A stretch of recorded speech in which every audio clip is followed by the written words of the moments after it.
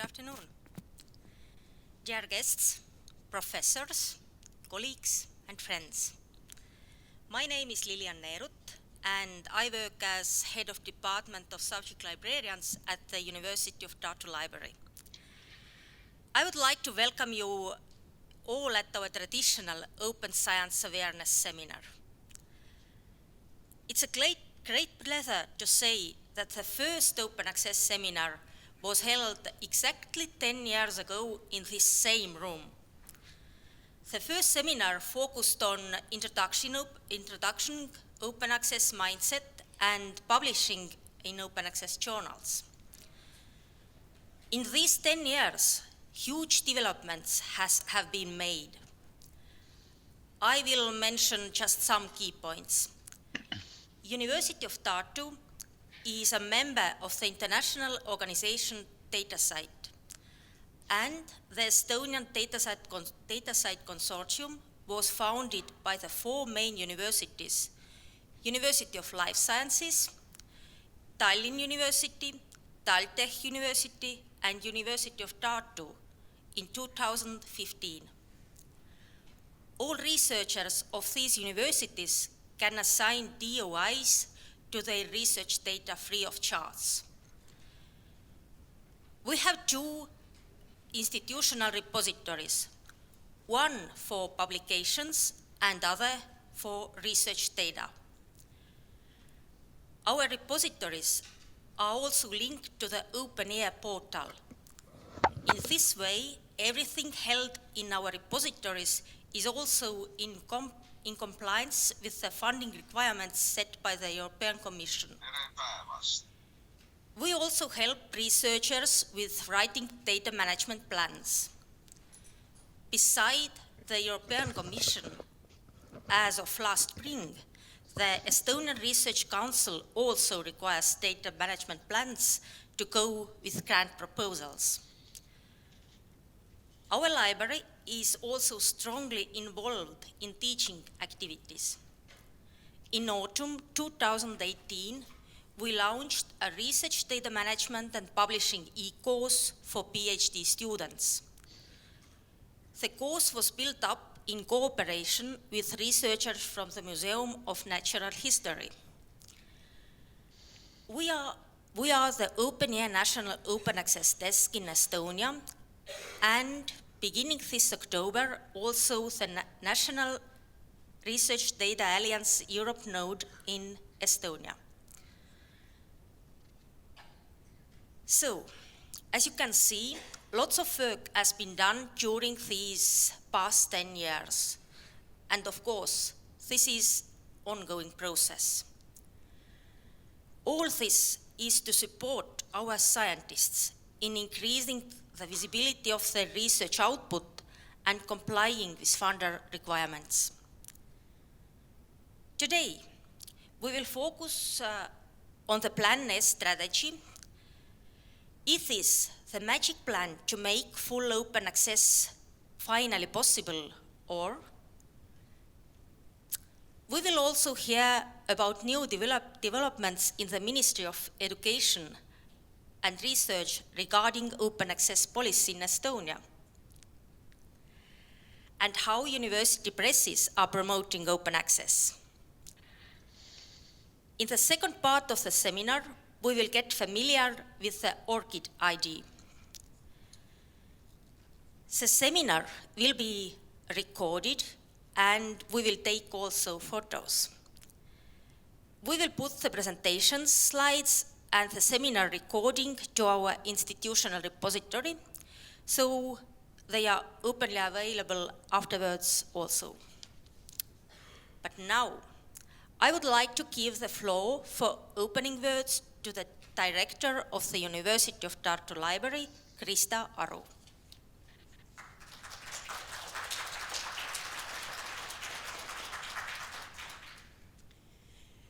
Dear colleagues, friends, expert scientists, head sõbrad, kolleegid, kõik eksperdid, teadlased.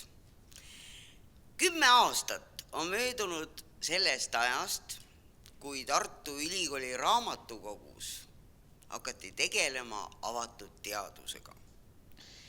See oli nagu omamoodi uue ukse avamine ja võib-olla me peaksime tänasel päeval küsima ja analüüsima kõigepealt seda, kuhu me siis oleme jõudnud. Mida me oleme saavutanud, mida me tahame edasi saavutada, kuhu me tahame edasi liikuda. See on nagu väga suur töö ja see töö käib praegu, me ei oska neile küsimustele vastata, aga nagu te kõik teate, siis avatud teadus on oma olemuselt nii suur mõistete kompleks, et see, millega me tänase seminari sisustame, poole sellest õigemini, on see uus, jällegi uue ukse avamine S-plaan. Võib-olla on vara seda S-plaani meil siin juurutada, aga kui me laseme õige aja mööda või kui me üldse ootame seda õiget aega, siis me ei pruugi alati ka tabada seda õiget momenti. Mul on väga hea meel ja väga uhke tunne öelda, et avatud teadus, avatud juurdepääs, S-plaan on üks neid suuri suundasid, mida Tartu Ülikooli raamatukogu tahab kindlasti jõuliselt edasi viia. Mitte üksinda, vaid väga heade kaasteeliste ja sõprade abiga, kuulates teiste nõuandeid. Meil on väga hea kontakt loodusmuuseumiga, ülikooli loodusmuuseumiga, teiste ülikoolide raamatukogudega, sest vaadates Eesti väiksust on selge see, et üksinda ei tee midagi. Me teeme alati ainult koos. Nii et soovides kõike head tänasele seminarile, hästi huvitavaid mõtteid ja ka tulemusega lõppevaid arutelusid, tahan ma samas ka tänada selle käidud 10 aasta eest, kõikide nende otsingute ja leidmiste eest ja usun, et see koostöövaim, mis on teadusraamatukogudes olemas ka läbi avatud teaduse, kestab kindlasti edasi ja viib meid kõiki ka selle salapärase, suure ja võib-olla isegi kohati veidi müstilise saavutuseni, kus me ütlemegi, et meil on avatud juurdepääs, meil on avatud teadus ja me oleme oma teadus tegemises kindlasti üks eesrindlikumaid oma avatuselt Euroopas. So I want to thank you all the experts who will have some reports, and I am convinced about this that all these notices and advices will be very important for us. We have had this way from the beginning until today, already 10 years. We have sometimes lost, but we try to do the best. And I am convinced about this that in Estonia, the most important is cooperation. We are quite small, but if we work together with the libraries of the other universities, with the museums, and also with the other libraries, we will achieve our purposes. So I want to wish success to the seminar, to all the reporters, and I am convinced that this will be totally successful. Thank you.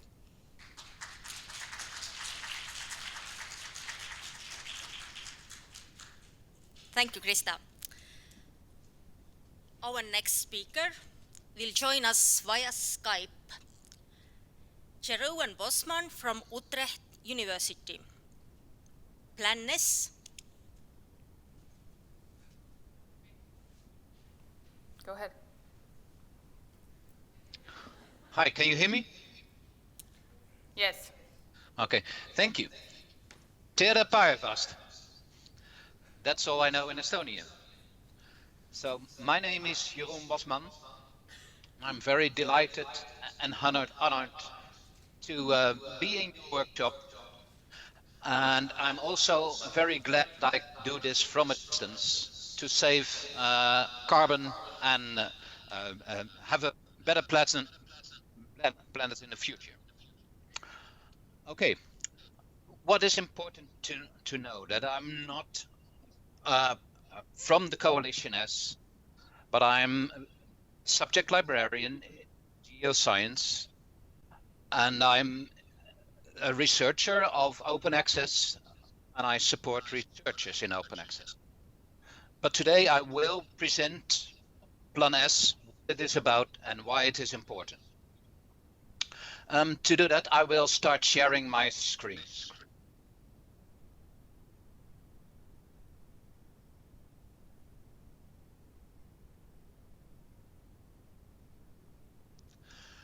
So, what is important is that you can see here my slides are online, so you can immediately access them right now if you want, or after the meeting. So it is at tiaeurope.com/Tartu-plans. So why Plan S? Well, Plan S actually is a part of the transition to open science, and that is a crucial part. It is important to speed up the availability of results, to make sure that there is equal access to knowledge, which is extremely important in a time where the planet is facing difficult transitions. It's important for transparency of research to gain the trust and keep the trust of the public and the government. It's important for being able to verify research, to make sure that research is reliable, and also to make reuse and use of research more efficient. So that these are big goals. But on the other hand, we see that over the years, the transformation to 100% open access is going really very slow. Over each year, there is a growth of about 1 or 2 or 3% in the availability of open access. And right now we are globally around 40-45% for recent years, and the total output, if you look back, it's perhaps only around 30% now. So that's not enough. And that's why a number of funders, mostly initially European funders, came together and said that they have also a task to speed up this transition. You see here some of the logos of these funders. These are big national funders, but also a number of charitable funders, mostly European, but increasingly also from outside Europe.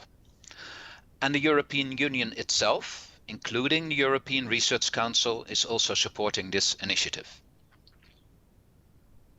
The main principle of Plan S is that they would like to see from 2021 that all research that is published on and that is research that is funded by any of these funders will be made available in open access immediately, either in journals or on open access platforms or in repositories.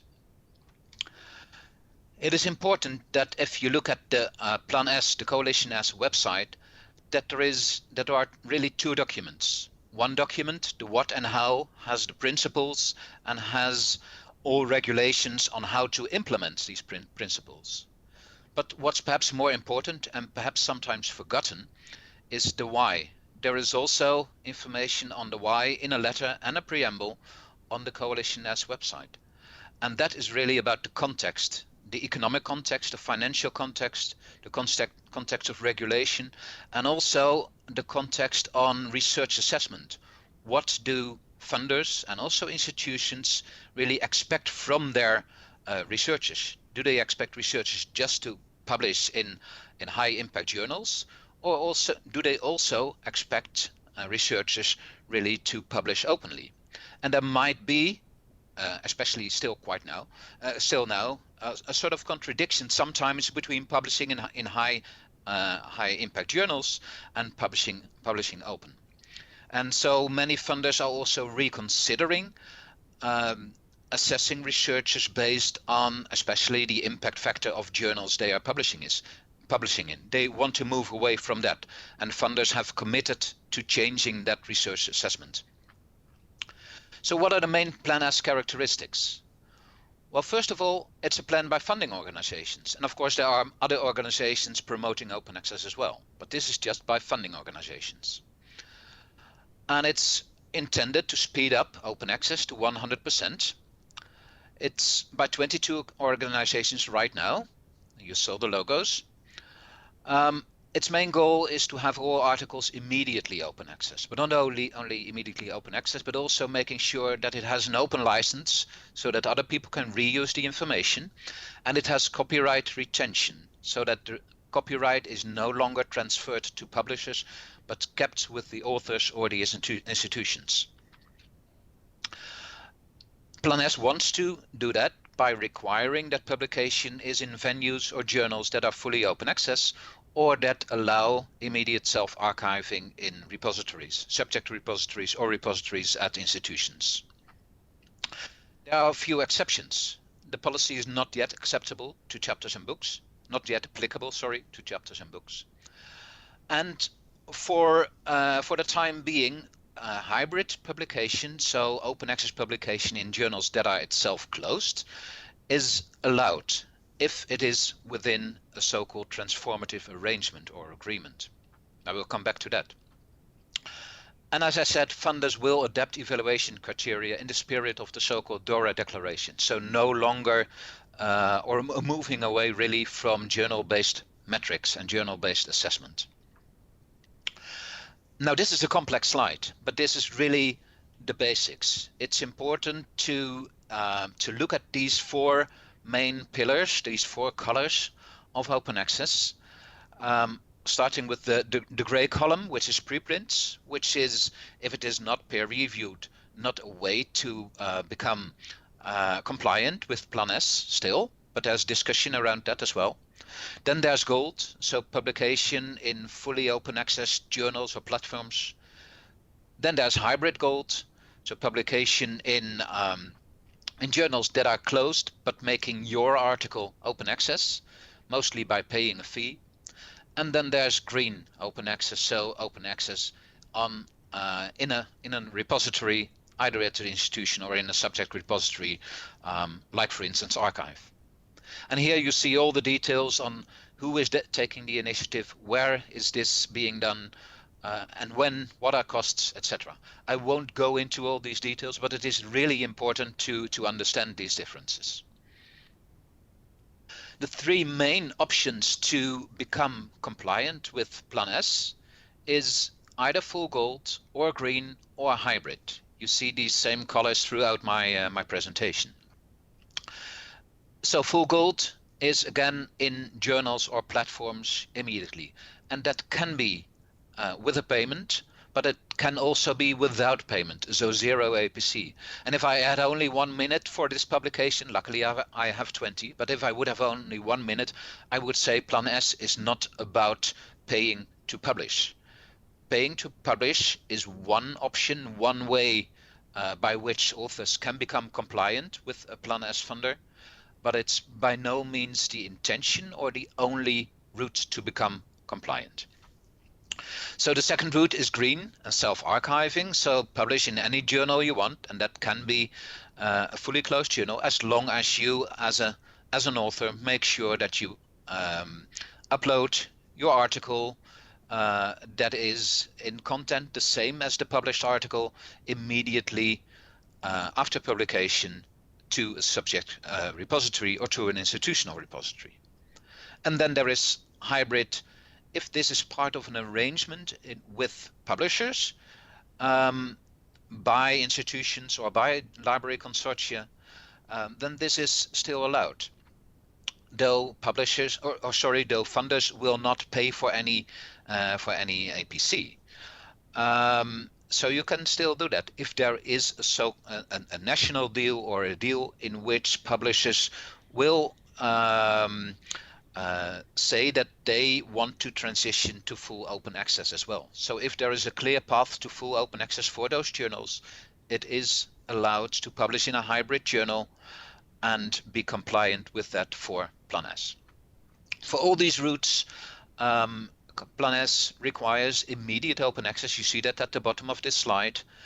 and also requires there to be an open license. So that mostly will mean a Creative Commons license of a CC BY type or CC BY SA, and funders can also allow CC BY ND, which means no derivatives, and they require full copyright retention. Actually, for all these three routes, there are subroutes in which different actors can take different roles. For instance, if you look at the left of the screen, you see subroutes for the gold way of becoming compliant. Becoming compliant can also, for instance, if you look at the third the third block here, that it can also mean that journals flip to become fully open access, or that journals flip to become a fully open access journal even without payment, a so-called diamond journal that is, for instance, subsidized by societies or by academies or by institutions in different ways. So for all these three main routes, the gold, the hybrid, and the greenwood, there are subroutes that can be implemented by various stakeholders. And you will see here examples of how this is being done right now already. And this is just a limited number of examples, and there are hundreds, perhaps if you count all separate journals, thousands of examples out there that are already available and that can already be used by authors to publish compliant with Plan S. And this, I admit, is an awful slide, and it is there just for you as a reference if you download the slides or look at them online. For each of these 9 routes to becoming compliant, we have listed what this might mean for the various stakeholders. So what this means for publishers, for the researchers, for the funders, for the institutions, whether they need to take action, whether it changes, ask them to change their behavior or not. So you can look into those details later on if you wish so. What I would like to show you in this slide is on the top bar, you see what publishers can do by changing something with their journals. And in the bottom bar, you see what authors can do by changing their publishing behavior. And you see here the distribution. This is an estimation of the number of journals that are, if you look at the top bar, that are either gray, which means fully closed, or green, only allowing green open access, or they are hybrid, or they are full gold.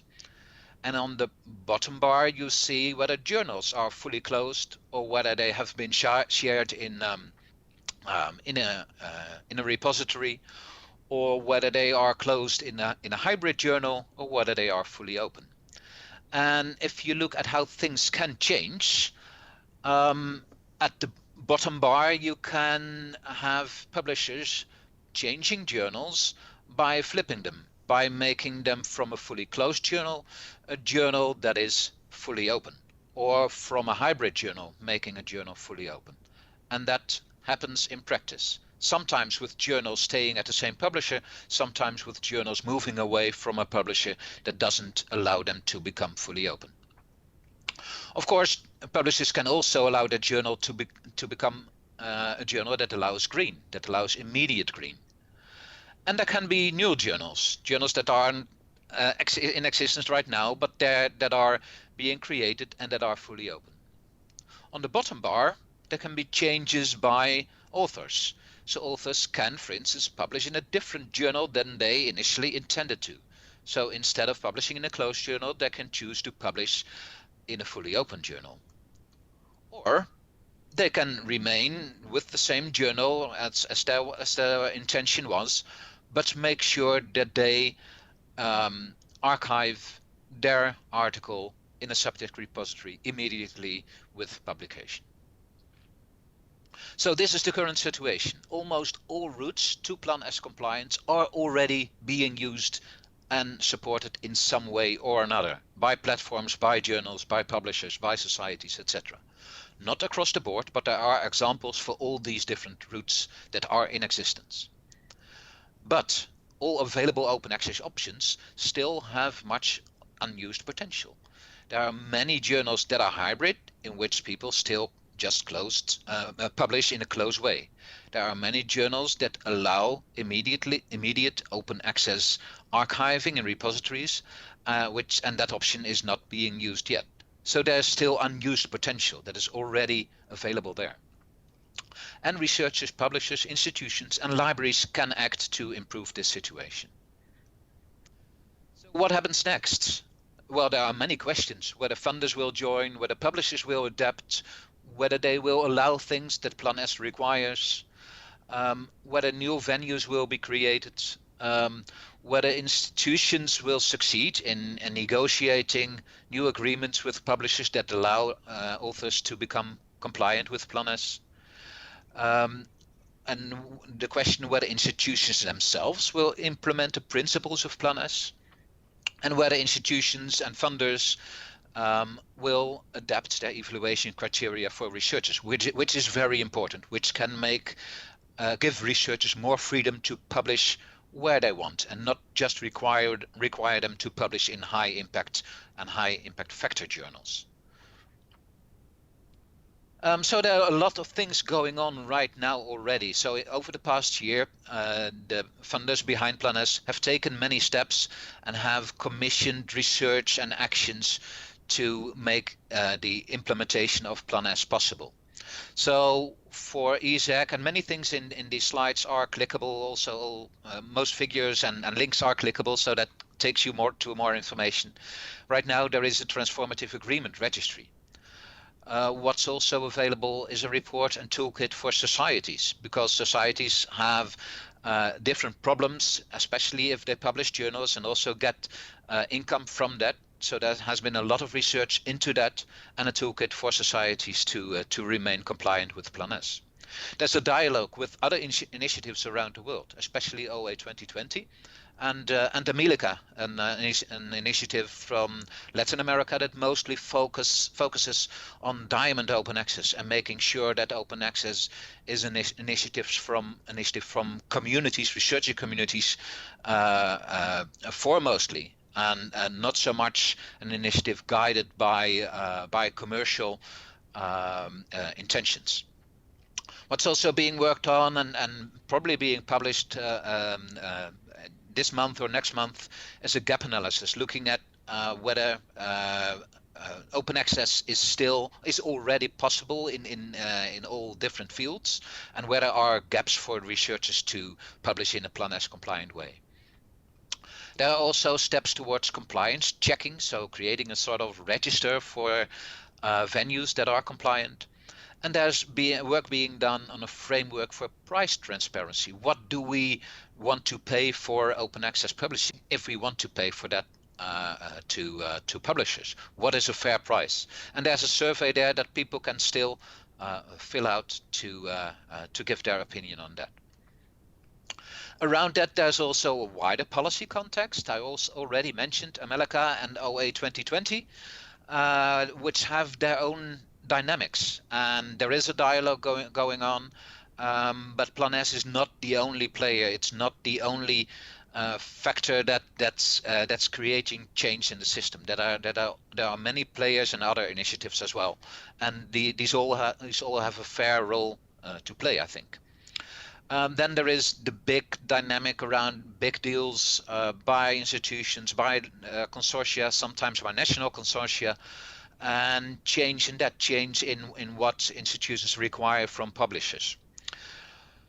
Another big development is around preprints. Increasingly, initially only in a few subjects, but right now almost in all fields, there is a drive towards publishing in preprints.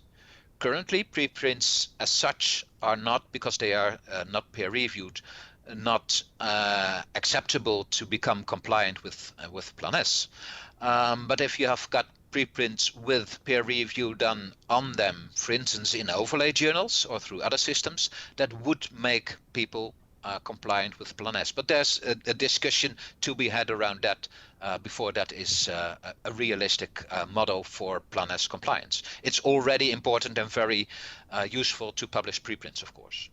And then there's still another model, which is around a license that a researcher might give his or her institution. a non-exclusive license by which the institutions keeps the right immediately to archive articles, archive papers on publication. And this is being done, for instance, by Harvard and many institutions in the US, but there's increasing talk around that also within Plan S. This is mentioned as a possibility in Plan S as well. So there are many stakeholders that can take steps and that are taking steps, and it's important to acknowledge all these steps and make sure that these stakeholders take their role and that they remain in contact and know of each other's initiatives and goals and be fair and open about that. So mainly it's the funders and society and government that require or expect things from researchers, in a kind of social contract with academia. And then there's publishers with attached to that also the societies and editors in publishing journals that allow things or make things possible, support things. And then there's also libraries and institutions that themselves support with infrastructure, with information, with regulation, with assessment requirements, support researchers and make things possible for researchers. So finally, I would like to hint at a few steps that institutions and libraries especially can take in supporting Plan S. An important thing is that they can reconsider institutional open access policies, open science policies. So that would mean the current mandate that you have, or importantly, the evaluation criteria that you put before researchers. You can look at your negotiating activities with publishers and make sure that you require from publishers that they move towards fully open access so that researchers publishing in journals from that publisher can become Plan S compliant. What you also can do is invest in common infrastructure, in your repositories, in perhaps even in publishing platforms by institutions, by libraries, by national societies or by academia, by royal academies, etc. Then there is what you could look at is developing institutional and open access publication platforms. You see that being done increasingly in Europe, but also in Latin America and in the US. I think that's important to have a sort of strategic alternative from institutions as well. And you can make sure, really look at your current repository and make sure that that is Plan S compliant. That takes some steps and some simple steps and some things that are more difficult, but there is support there available. And finally, what we all already are doing, I think, as institutions and as libraries, is informing and supporting researchers. So there's many steps. This is a complex transition, but it's good to be informed about the details and about the changes that are being made. There are fast developments, so that it's good to take the pulse of what is going on by looking at the many initiatives. So thank you very much for that. These slides again are available online. I realized that I went through them very quickly, and there's many more details to look at. So if there's any a quick question right now, I'm happy to take that, or otherwise I will wait for the Q&A after the next speaker. Thank you very much.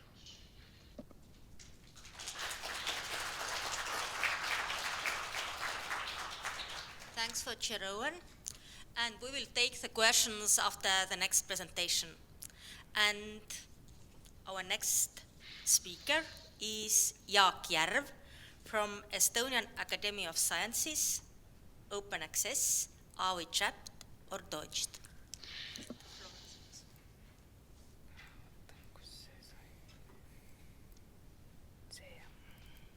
If you still can hear me, I would just like to say that I can't hear you right now.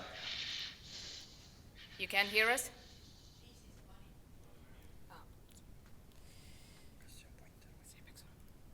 Can you hear us now? Yes, I can hear you now. Thank you. Can you see the screen? Yes, I can see that. I will mute my microphone. Okay, thank you. Dear colleagues, dear friends, library has been always a holy place for me, and therefore I'm absolutely happy to attend this seminar and have this small talk. And the title you have seen in the program, and you can see it now. And first about my license to stand here. I have first publication 1971 when I was a student. I have been editorial board member in Bioorganic Chemistry Journal from '83. This year I closed this business because I'm already old. Then I have been in FEPS Publications Committee. FEPS is Federation of European Biochemical Societies from '98. And then later I was attending FEPS Council, so I know FEPS publishing issues quite well. And during my presence in this committee, FEPS moved one journal from Springer to Elsevier. And this increased its income, and I can tell you that two journals, web FEPS at that time, gave income 2 million euros per year at that time, end of '90s, a lot of money. And then I am now editor-in-chief of the Proceedings of Estonian Academy of Sciences, and now 10 years already we have had this journal running as open access journal, and I would say this is quite a unique thing in Europe. This is Philosophical Transactions of a Royal Society, because Royal Society decided to record and publish talks given during his sessions, meetings, from 1665, so 360, 70 years ago. And this was the first scientific journal ever published. You see,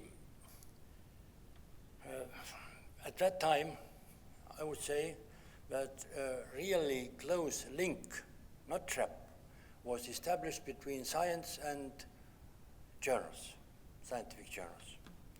And I would formulate this model. I am chemist, and therefore you understand that we are talking quite often about models.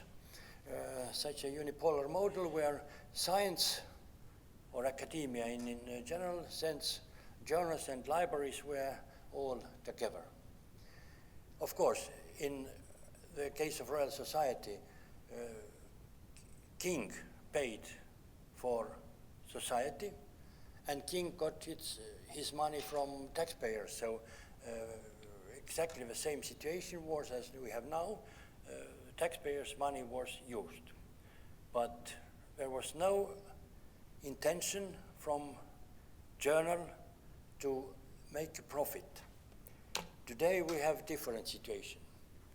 We have scientists, we have publishers. And this scheme is absolutely necessary for scholarly communication. But scientists submit papers, publishers are working on these papers. It's very hard work, I can tell you honestly, and publish, and then scientists are buying their own work back and reading these articles. For communication, this is absolutely necessary. But publishers are, in most cases, we have now profit-making bodies, companies. And if there is a possibility to make profit, of course, everybody will use it. And this business is not very small. I would say that it's big business. Nobody has exactly given the numbers of in dollars or in euros.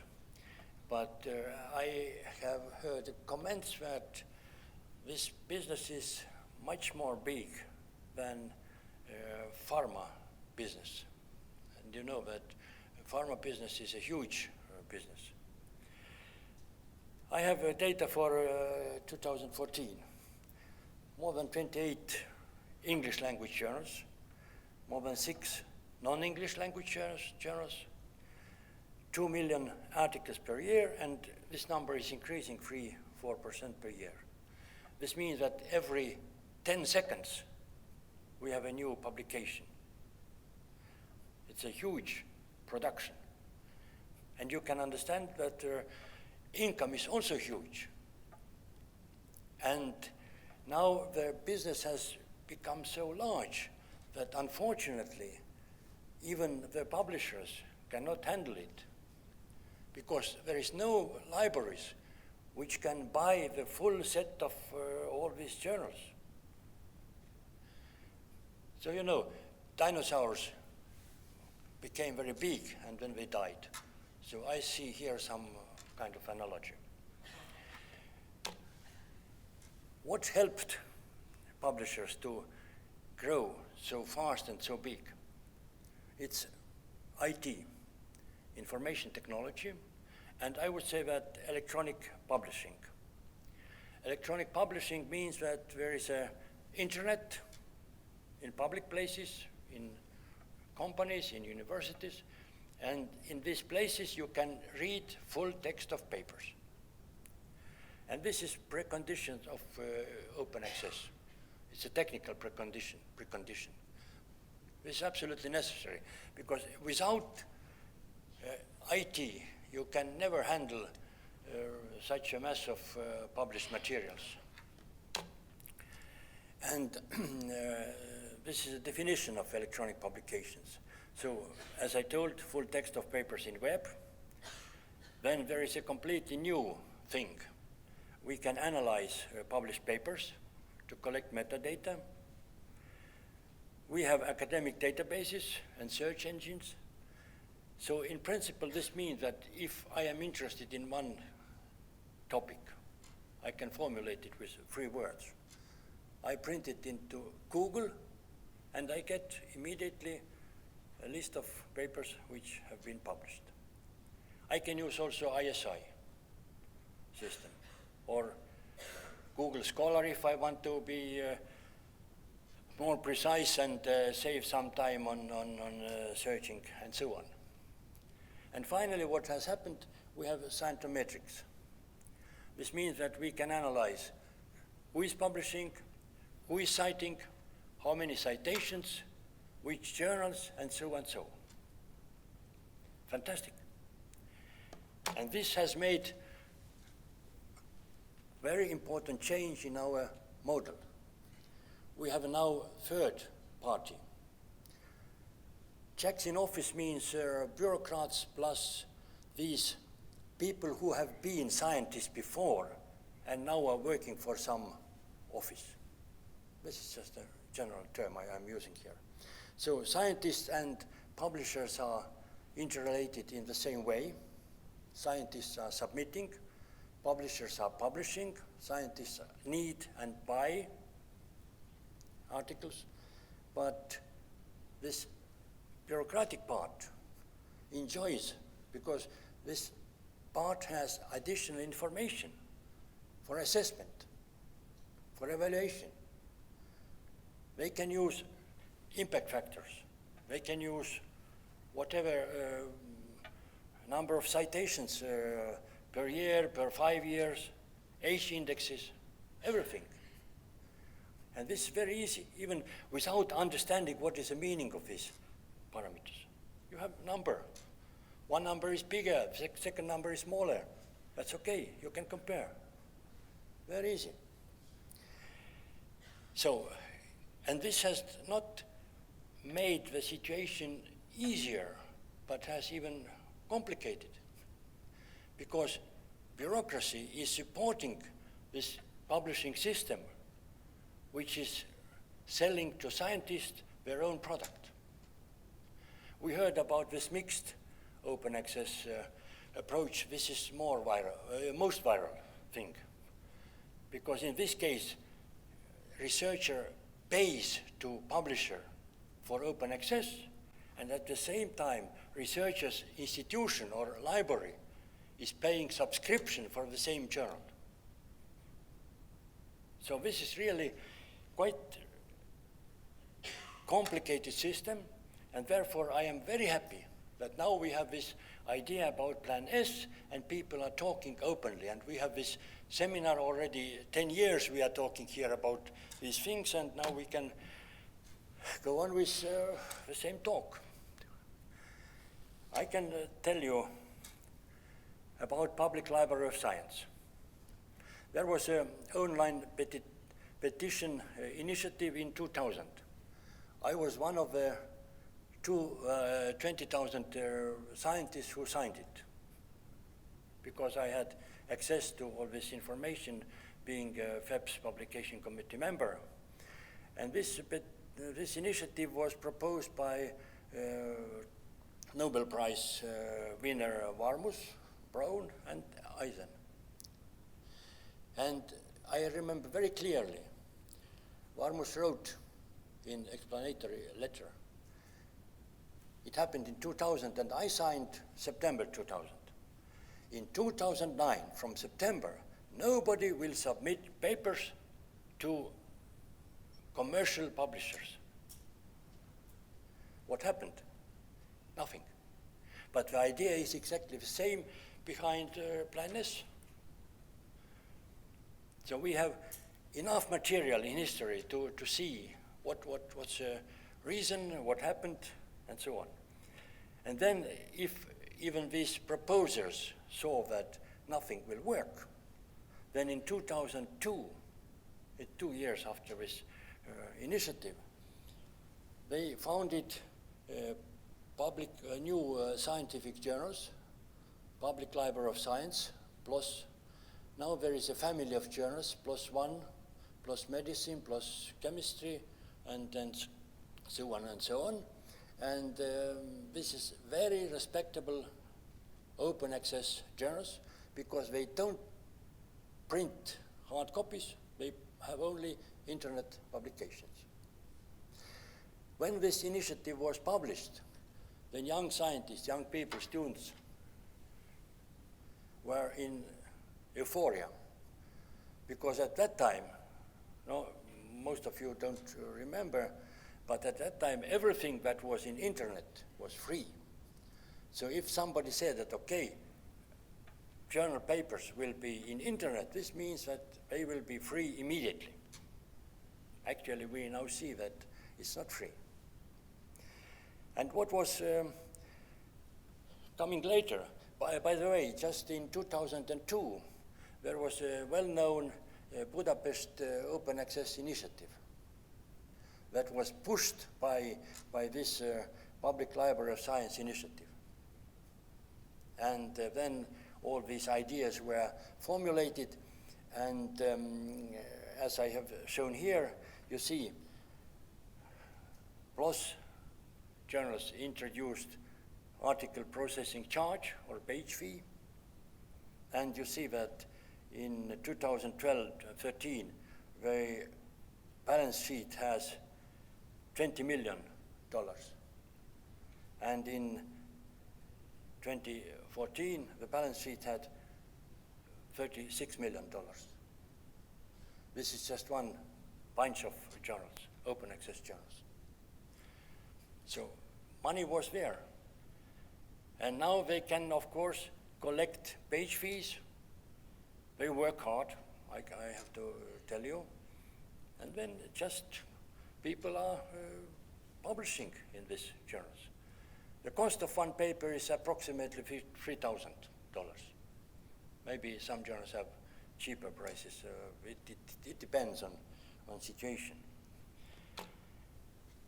But the conclusion, science publishing is expensive. It's very expensive. And I can tell you that printing journals, having these hard copies, this is maybe 10% of all costs, nothing. 90% is referee, organizing referee work, one, editing, content editing, format editing, language editing. And if editors are working hard, the articles are nice, their content is improved, and the level of journal is high, and everybody accepts that these are very good papers. But this work is expensive. And somebody must pay for this. And if we have a commercial publisher, this means that there must be income for societies who are just cooperating with publishers, and there must be also income for company. I would say it's a profit, yeah?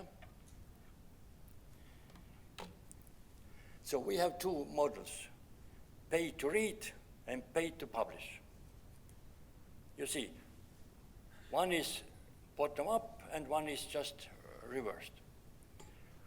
And this was the idea of doing this open access initially, because there was an intention to destroy business of big publishers and get it more spread to other actors.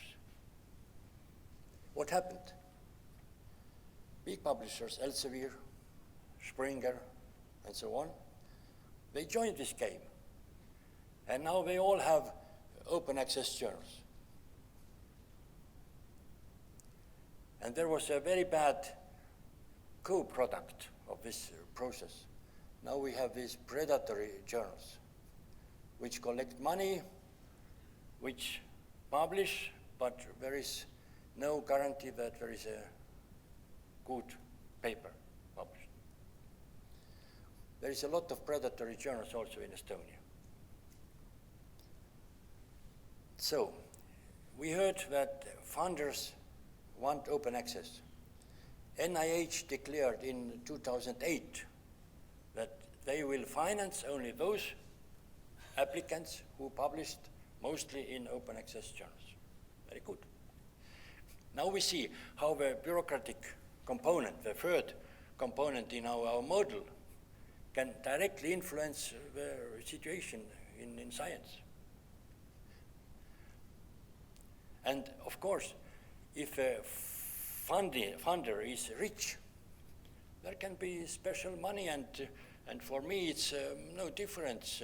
Should I pay from my grant the fee for publishing, or should I send it to open access, which is, no, not to a journal which is separated by paywall? I have spoken to many colleagues in the world. They all accept 3,000 is peanuts.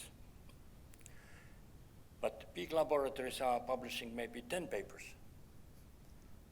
30,000 is already not so small. There are scientists in the world who are publishing 70 papers per person a year. This is huge money. And these grants are not available so easily. So there is, again, some guarantee that paid or paywalled journals will survive. Because anyway, you have to submit some part of papers to journals which collect money for reading.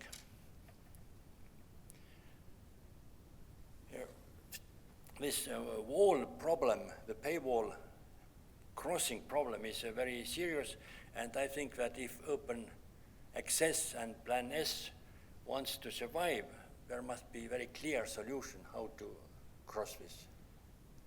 I completely agree. All these good points which are accompanying open access publishing are important, significant, and very, very useful for society in general. If there is a medical paper and people working in Tartu University Hospital can read it because university library has subscribed this journal, then the doctor who is working in, let's say, in Võru or in Misso, he cannot have access or to drive to Tartu to read this paper. In Estonia, the distance is small. If the same happens in the UK, then some doctor who is working in some small island which is very famous for his whiskey has no chance to read this paper. So therefore, I completely support open access, but I am absolutely worried about how to make it into action. And there is another problem of walls.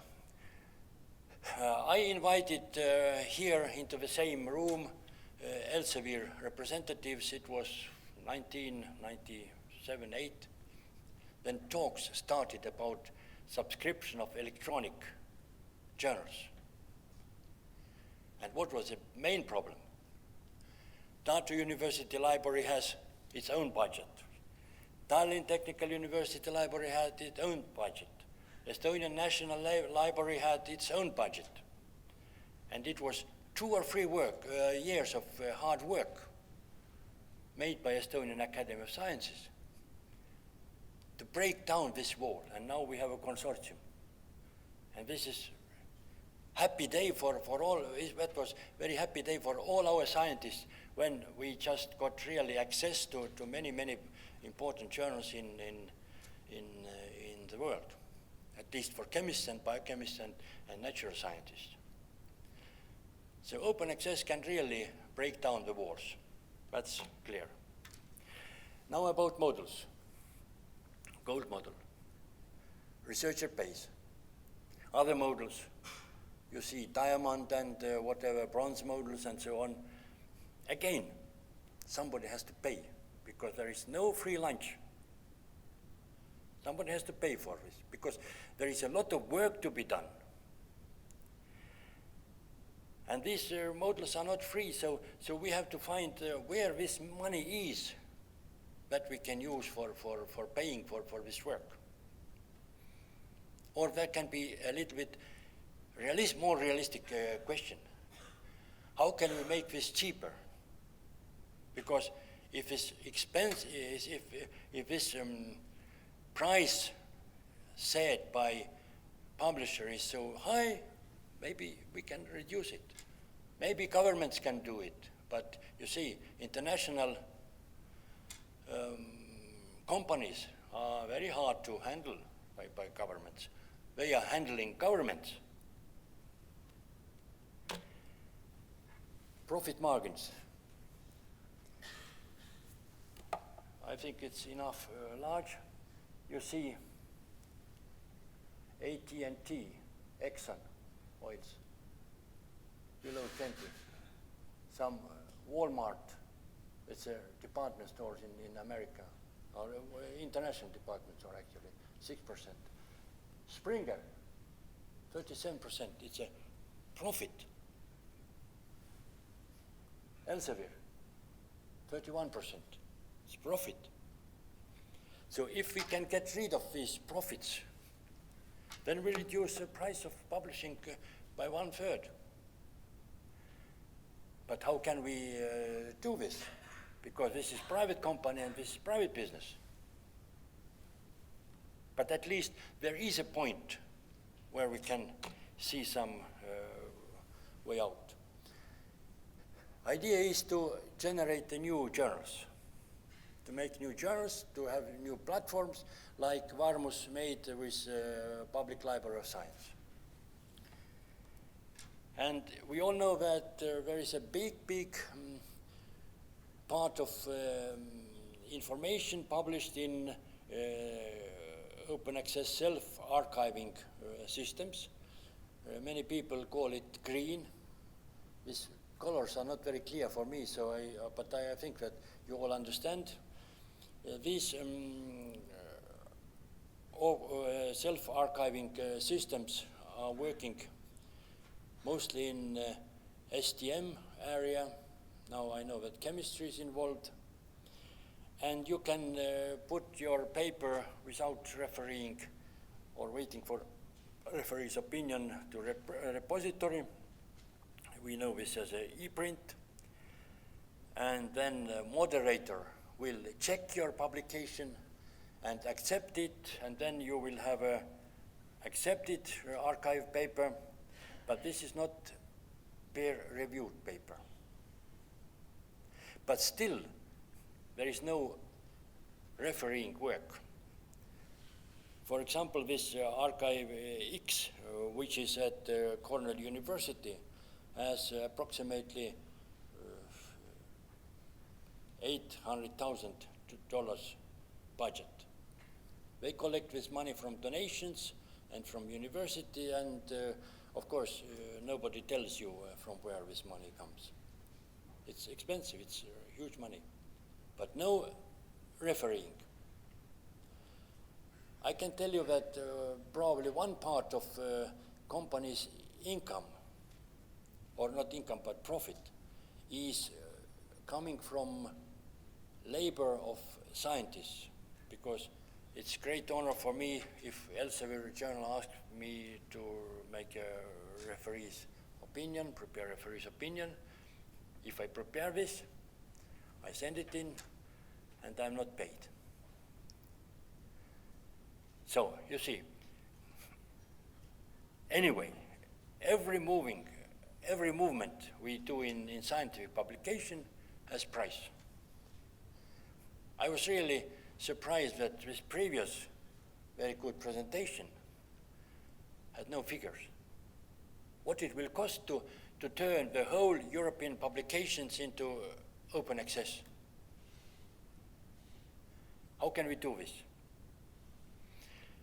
I was working with Dr. Smits, who was special envoy for Plan S and open access publications, 11 years in the same committee in the European Commission. And during last years, we discussed this open access business quite often. And I suggested that I can see only one way out. There must be a scientific publication platform made by European Commission and paid by European Commission. And in this case, there is no problems how to turn the thing over and start open access in wide scale. If we are looking at this archive business, then archive business is not taken into account by granting organizations. This is not taken into account by EU granting organizations. I'm not speaking about our local granting organizations. This is not taken into account in tenure questions. If somebody is going to be elected as a professor or docent or something. So there is a lot of things that can be improved locally, that can be improved bureaucratically without applying money. But the main question still is, who is going to pay? Or in other words, how can we return now after 360, 70 years to the initial model, where scientists and academia and journals or publications are all integrated in the same body? How can we do this? And there are cases, because all respectable academies, including Estonian Academy of Sciences, have their publishers.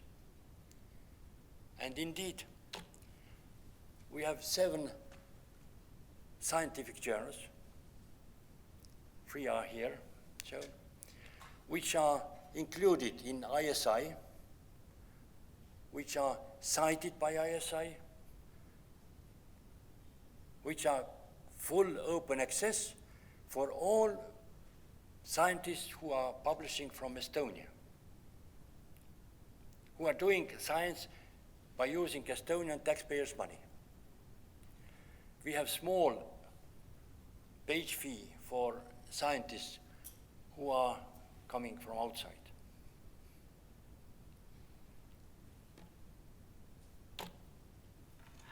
Some summary, you see, the total number in 3 journals, Proceedings of Estonian Academy of Sciences, 47 total in 2019 publications.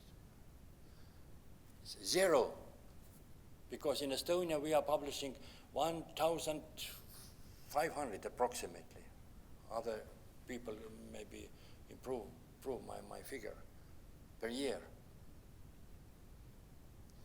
And even with this small amount, there are problems, because I have seen referees' opinions who evaluated some grant proposals.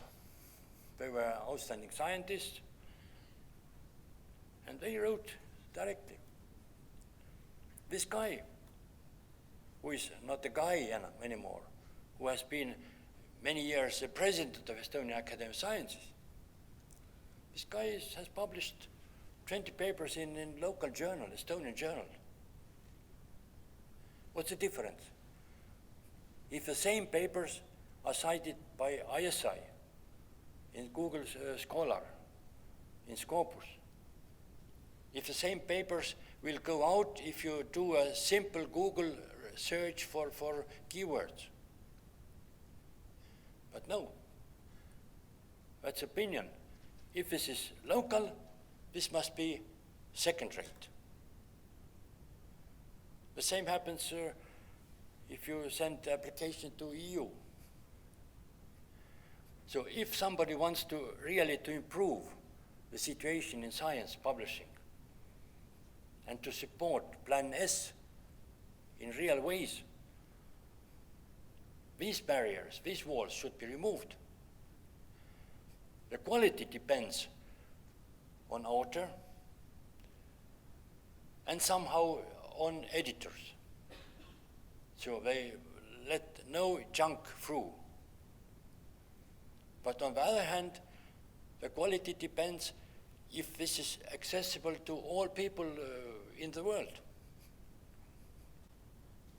And Estonian Academy Publisher is publishing papers which are really accessible everywhere and easily accessible. And I get nervous if I'm looking something which is interesting for me in my field. I put in Google these keywords, and I get my paper in Estonian Academy Proceedings, and second paper in the same, and so on and so on. So I expect everybody can trace these papers. That's all. Thanks.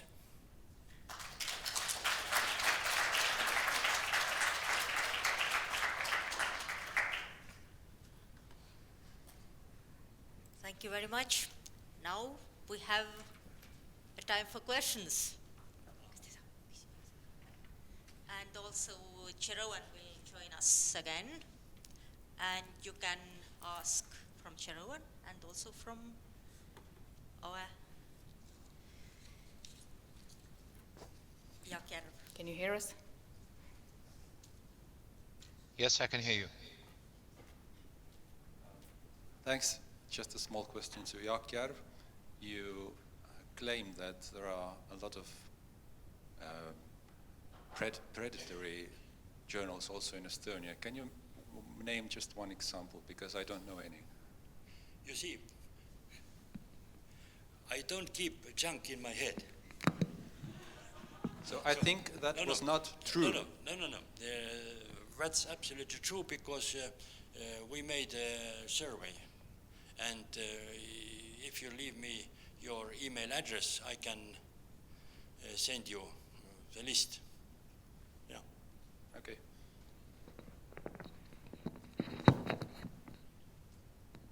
Any more questions? Yes.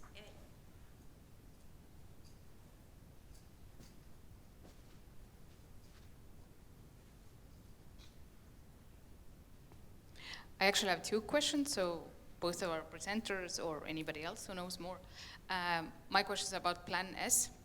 So my first question is, European Commission and Horizon 2020 have done the plan, the open access as a requirement anyway. So what do you think, in your opinion, what's the reason people are so against Plan S? It's basically the same.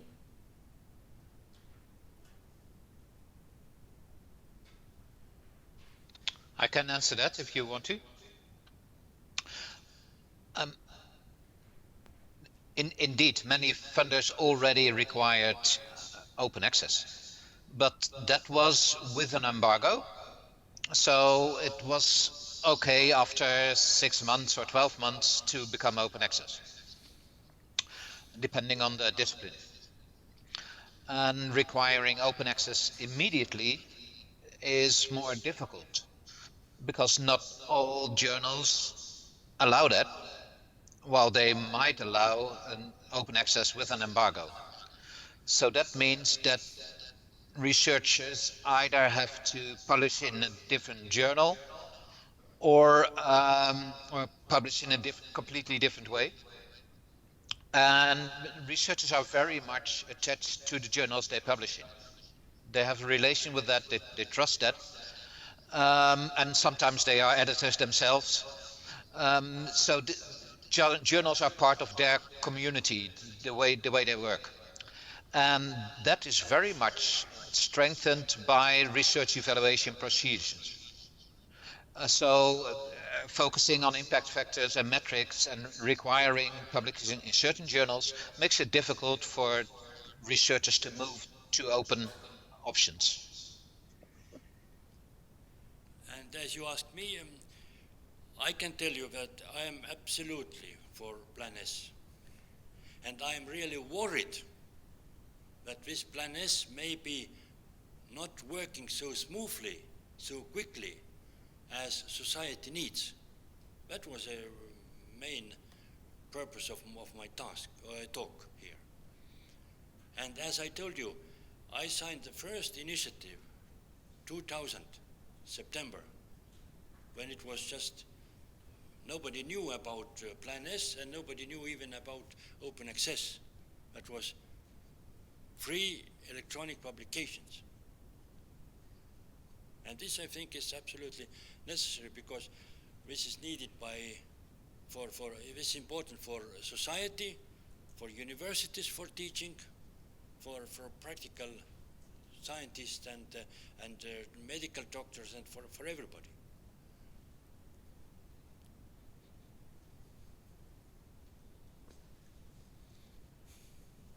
Any more questions?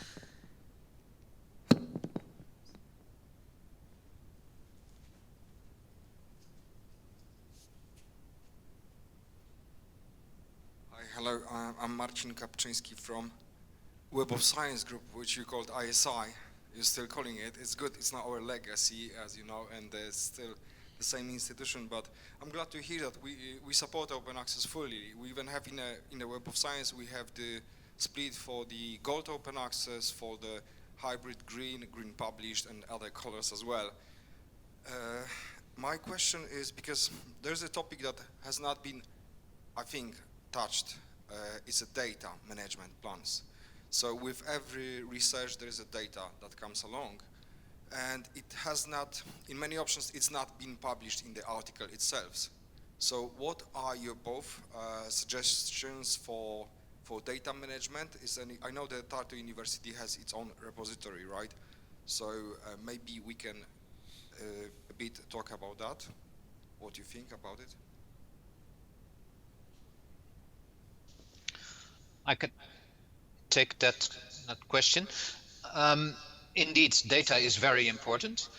Especially in the long run, you might see that data and also code becomes more important than the article.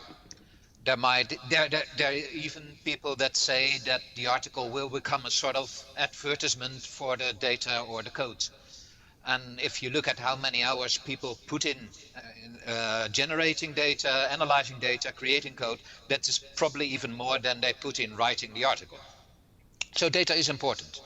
And Plan S is also not only aimed at open access, but at open access as a part of open science, of which data and code and other things are an essential feature.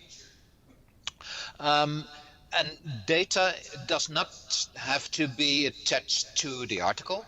It can be sometimes as a supplement, but data can be shared separately from that in repositories or data archives from disciplines or institutions are arranged in any other way. There are also generic archives such as Synodo, which is a European initiative. So I think data will become more important, and also data or journal policies requiring data to be shared openly, or at least make sure that people can ask for them. That might be a requirement in the future for publishing, and some journals already require that. Okay, thank you. So I really apologize because certainly Web of Science, but I am just from old times guy, so therefore something has sticked. One point. I think that statistics is fantastic, but you must have knowledge how to operate with this data. So you know this joke. What is just the probability that you saw a dinosaur in this parking lot I put my car? It's 50 to 50 because it is there or is not. This was, of course, joke. But you see, we all know H index. Hirsch published his paper, formulated this idea, and in his paper it's very explicitly said, do not use it for a short time period. This can be used for full life of scientist. What we can see now, H index for 5 years, even H index for 1 year. Grant applications have these places. It's not very funny. And all these other parameters, can you believe, if there is a journal which has impact factor 20, Nature has more, but just to make calculation easy. And this journal has one paper which collects 100 citations. This is quite easy. This means that 4 papers have 0 citations. How this can be a parameter of quality? And now I have a practical recommendation. Please make Web of Science free, open access, because now we are subscribing. Thanks. I have also a question to Professor Jaakjärv. You have worked for years for Elsevier Journal's editorial board. What is your suggestion or advice if you support fully open access and Plan S? Then how to make these journals to transfer to fully open access? Should the researchers refuse to work for that journal's editorial boards? You see, it's not correct word, worked. I was listed in this editorial board list. I started in 1984.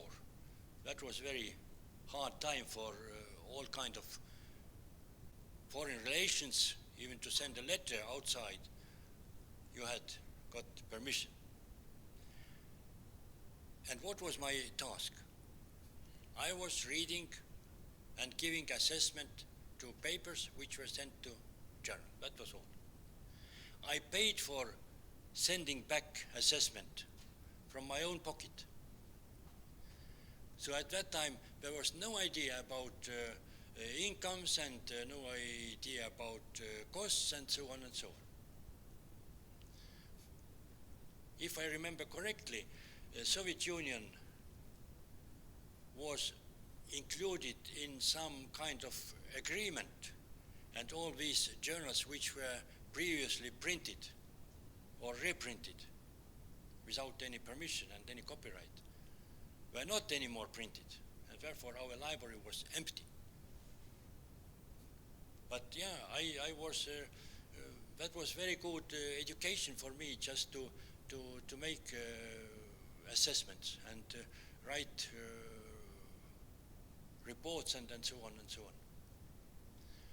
But nobody asked me about open access or even sharing some income with people who are publishing and who are editing. Thanks. Thank you.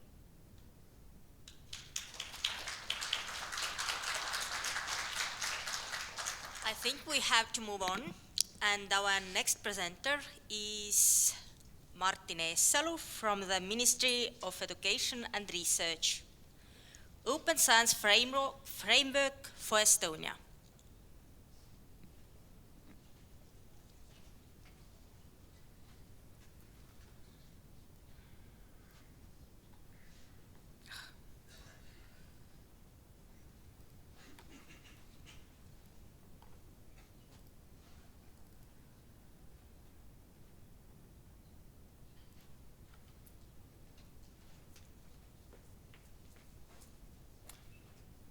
Thank you very much. And thank you for the kind invitation to present, I would say, a more local topic maybe, if there's anything local about open science. At least after the presentations given before me, which were incredibly global. And I guess I'm today's jock in office for you here. So,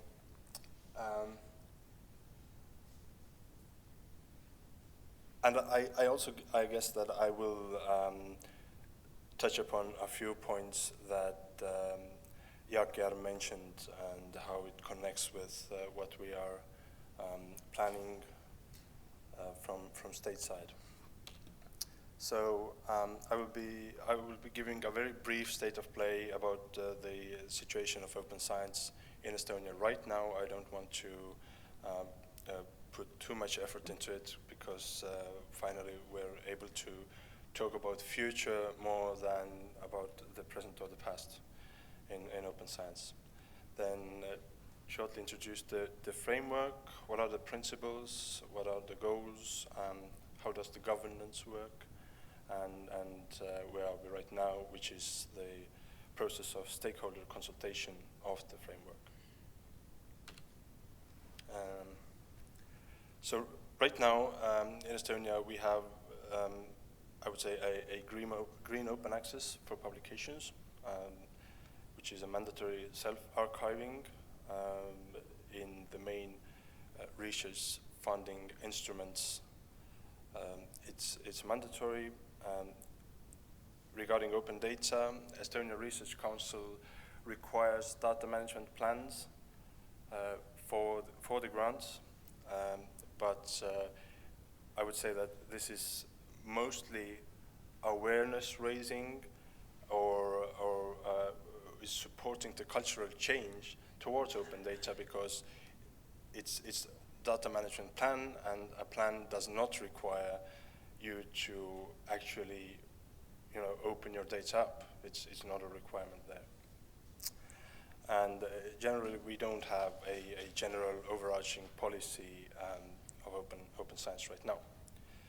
Although there are few exceptions or examples, there are two language-related R&D programs which do have open data spelled out specifically for data as well.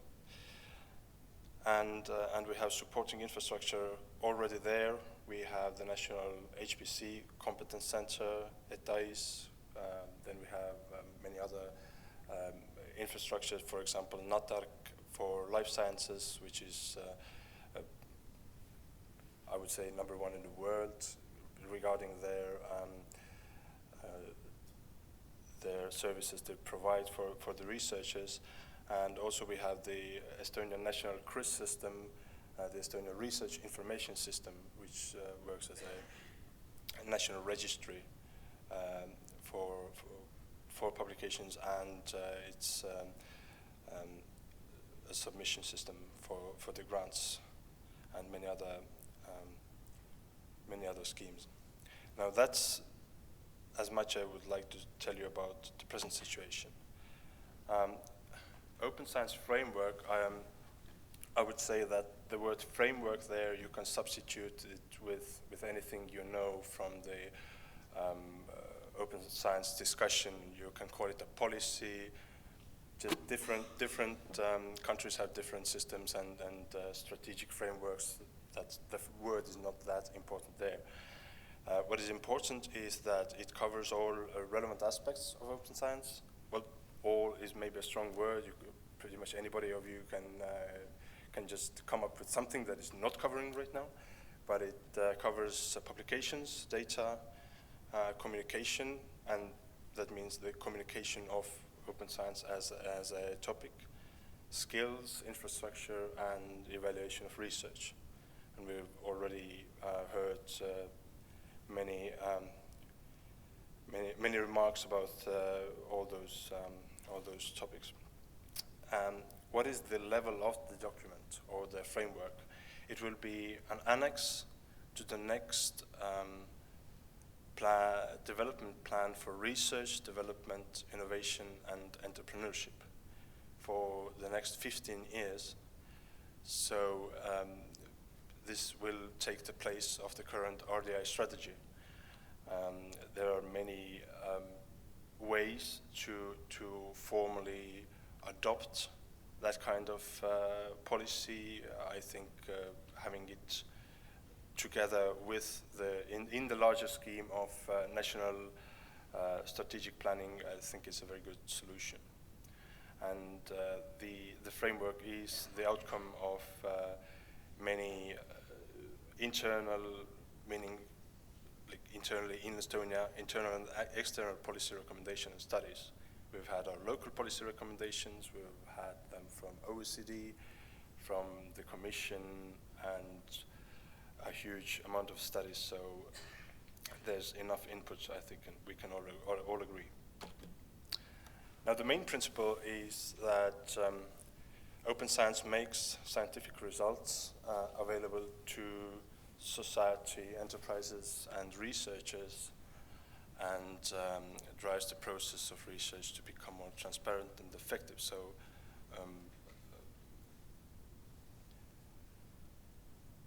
it supports the connection between science and society, but also between all the different actors, between researchers themselves, between academia and the private sector, and so on.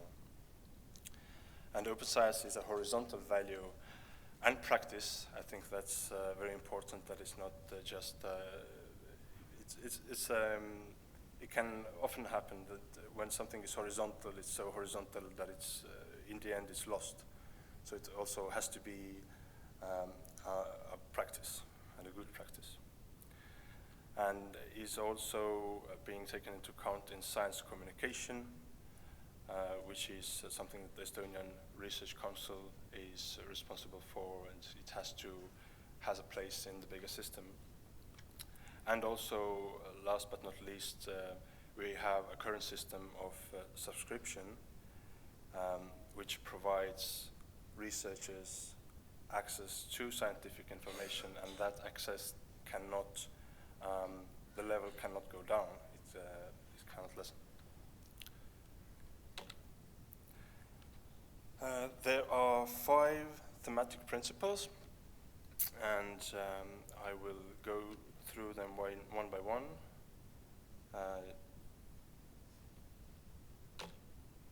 Regarding publications, all publications funded by the private sector are freely available. You can see here that we don't have specific years. I will tell you more about that in the end when I explain the governance system. But these are, let's say, time-neutral goals.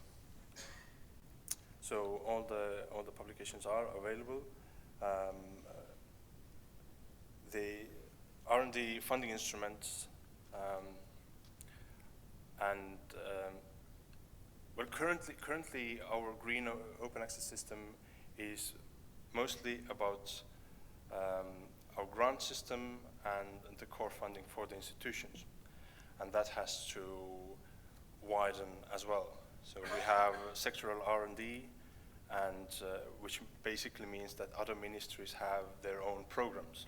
You have programs for agriculture, and so on. And these also have to follow the open science, have to adapt as well. We have, it's up for discussion, but we have included the embargo of maximum of 12 months to have a more flexible and maybe a more, in the beginning, a more realistic goal. If we can fulfill that, then we can move on. Maximum means that we can come back on the amount of months, and basically we then have a mandate of also having immediate open access. Open licensing, I think, has not been mentioned before today, but we prefer open licensing, such as Creative Commons, and Estonian journals funded by the public sector. There are a few, the journals mentioned before also are under that umbrella. So whatever public sector is supporting, these have to be open access. And as I said before, we have a system working right now which is based on the subscription model, and that level of access cannot go down. We have to sort of fulfill our open access goals while maintaining the access we have right now. So that is basically gaining access to whatever has been published before, because open access is mainly about making everything open that we are publishing right now or in the future.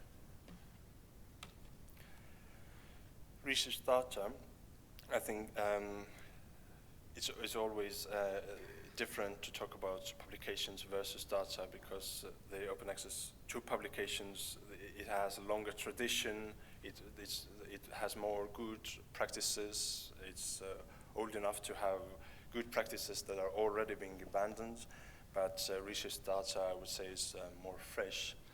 But nevertheless, research data funded by the public sector are freely available. What does it mean exactly? Is it underlying data? Is it everything that is gained through the support of, let's say, institutional core funding? These details are not the focus of this framework. That will have to be specified in the future. But it will, the focus of the requirement will be the main R&D funding instruments and also the sectoral R&D. So basically anything public sector is funding. FAIR principles will apply. Again, what exactly FAIR means, you don't have like 100% set definition of FAIR, but there are many good practices and recommendations already. Of course, as it is with the Horizon requirements, you do have exceptions, and that applies for publications as well, that you have exceptions on data protection and intellectual property reasons. So there are a few exceptions, so it's open by default, but in case you need to close something, keep something closed, you can. Now, communication skills, we're now moving in the areas which are not in the usual focus of the open science discussions. I mean, data and publications are the two big things which are most important, I would say, but spreading awareness on open science among different groups is incredibly important. This is what we're doing right now. This is what has to be done on national level and in the institutions as well. The goal would be that the researchers accept open science as a normal part of life. I guess that is being met already in some areas. Life scientists really can't live without being open. There are some areas which are way less advanced in that regard. And if we talk about perhaps the private sector organizations that don't have access to subscriptions and the general public, it's important for them to be aware of the possibilities that open science offers. So you have data, you have publications there, you can use it. And the skill development is, I would say, very, very, it has so many more aspects to it than understanding the diversity of publishing or having more skills in data analysis and management. But that will be also something that we have to specify in the future or be more concrete about it. But I think we can all agree that developing those skills is incredibly important, and open access or open science will not become a reality without these developments. Now, infrastructure. I personally have never believed in the vision that has very clear or simple solutions of having either institutional repositories or a state repository, or you have repositories by different fields of research. The reality will most probably be that you have a mixed model where any institution needs some, let's call it a personal space or a repository to fulfill their own needs. You already have many very good specific repositories for some field of research, and some competences have to be pooled on a national level. Most probably that will include data management, perhaps also some repository availability as well. And last but not least, research evaluation, that was also mentioned before. DORA principles are perhaps most cited in terms of having fair evaluation criteria which focus on quality and on the content and not on, let's say, the most cited villain here is probably journal impact factor. I'm happy to say that Estonia nationally, or our research council has not been using impact factor for a very long time. If it ever did, that was before my time. What the institutions are doing internally, I cannot say for sure, but those principles have to be horizontally everywhere on a national level and institutionally as well. And also quality criteria for repositories and journals. If we want to somehow point out specifically, if we want to somehow merit being open, want to give extra credit for somebody for publishing open or making data open, we need some kind of criteria to say which are basically whitelisting, which are the good repositories, what are the criteria you have to fulfill, and that is also basically about predatory publishers. You have to exclude them in a way. And also about governance, how open science governance in Estonia would or could work. Clearly the Ministry of Education and Research is responsible for the research policy in general, and also will be responsible for the overall governance and the direction of open science in Estonia. The Estonian Research Council would be responsible for the coordination of reaching the open science goals, and that also includes a coordination board. That's a very loose term for a board of experts and institutions to give advice on all the both strategic and more specific issues and requirements regarding open science. So that means evaluating the open science policy or framework, but also be making more specific recommendations about all those topics I showed you before, because most of them were very generic. They didn't have specific dates behind them, so that is something that also has to be worked on. Very quickly, as I'm already going over time, the distribution of roles. The ministries will, of course, be responsible for the legal framework that would support open science, and also be the national contact point for Estonia internationally, and to see that the funding measures are directed towards meeting the goals of open science. The Estonia Research Council is responsible for the integration of open science principles into the grant scheme. Also to see that the research evaluation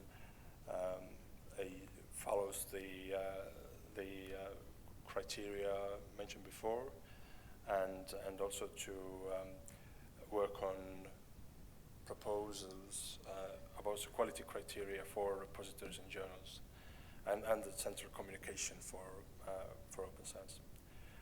And the R&D institutions, including universities, have to work internally a lot, I guess. Applying the principle inside the institution, that will require most probably a lot of work. Also skill development of researchers of all ages, internal communication infrastructure, open science in curriculum. These are all somehow connected to, a lot of it is probably connected to skills and internal communication. Now, where are we right now? We are in the middle of a stakeholder consultation. A round table of our local experts will gather next month before the end of the year to give feedback to the framework, and then after that we will circulate the framework officially among all the institutions and the stakeholders. And that is pretty much it. Thank you very much.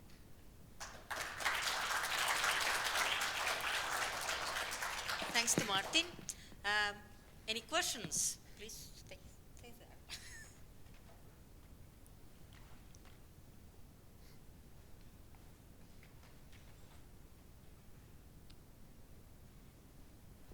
Hi, thank you very much for your comprehensive presentation. I have a question regarding the research evaluation and funding. That was also one of the topics that you touched upon. My question is how is that related to open science issues? You mentioned that in the evaluations, journal impact factors are no longer taken into account, and that's clear. But in terms of the connections with open science principles, what kind of changes do you see in research evaluation and in research funding? Well, yes, we were being quite vague about it. It connects to a number of issues, and most of it will be done in a more specific level, as it is also something where we don't have a lot of good practices, I would say. Those systems are very different. How do you incorporate open science or meriting open science practices into the evaluation system? One way would be to, well, like I said, to give extra credit for something. Or evaluation systems, you can see them as a credit system in a sense, and in order to specifically credit, let's say, open science behavior, on at least on publication and data parts, you would need like an assurance that the behavior that you are specifically crediting is a good behavior, and that's why we need those criteria for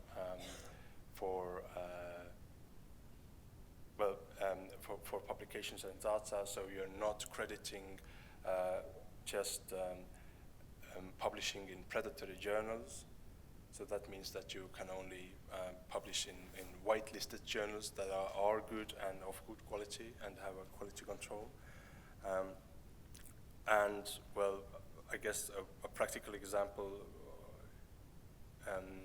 regarding open data would be to accept data publications that are in open air compliant repositories, something like that. Those we can start listing criteria for what is a good behavior in terms of open science. I know that I didn't answer 100%.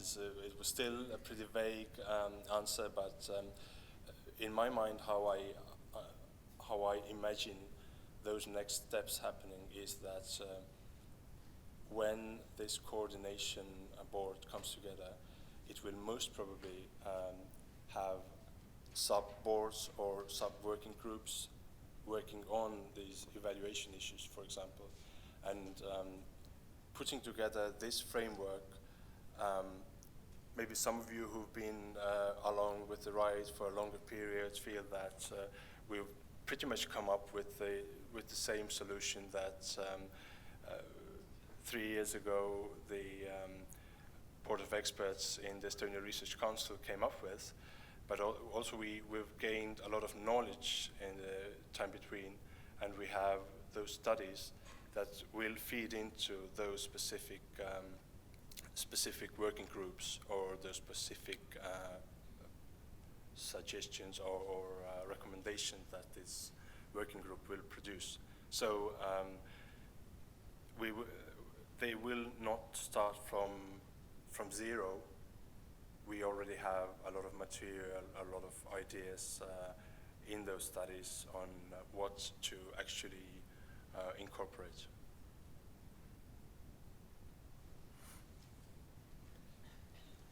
Thank you. Any more questions? Not at the moment. Thank you again.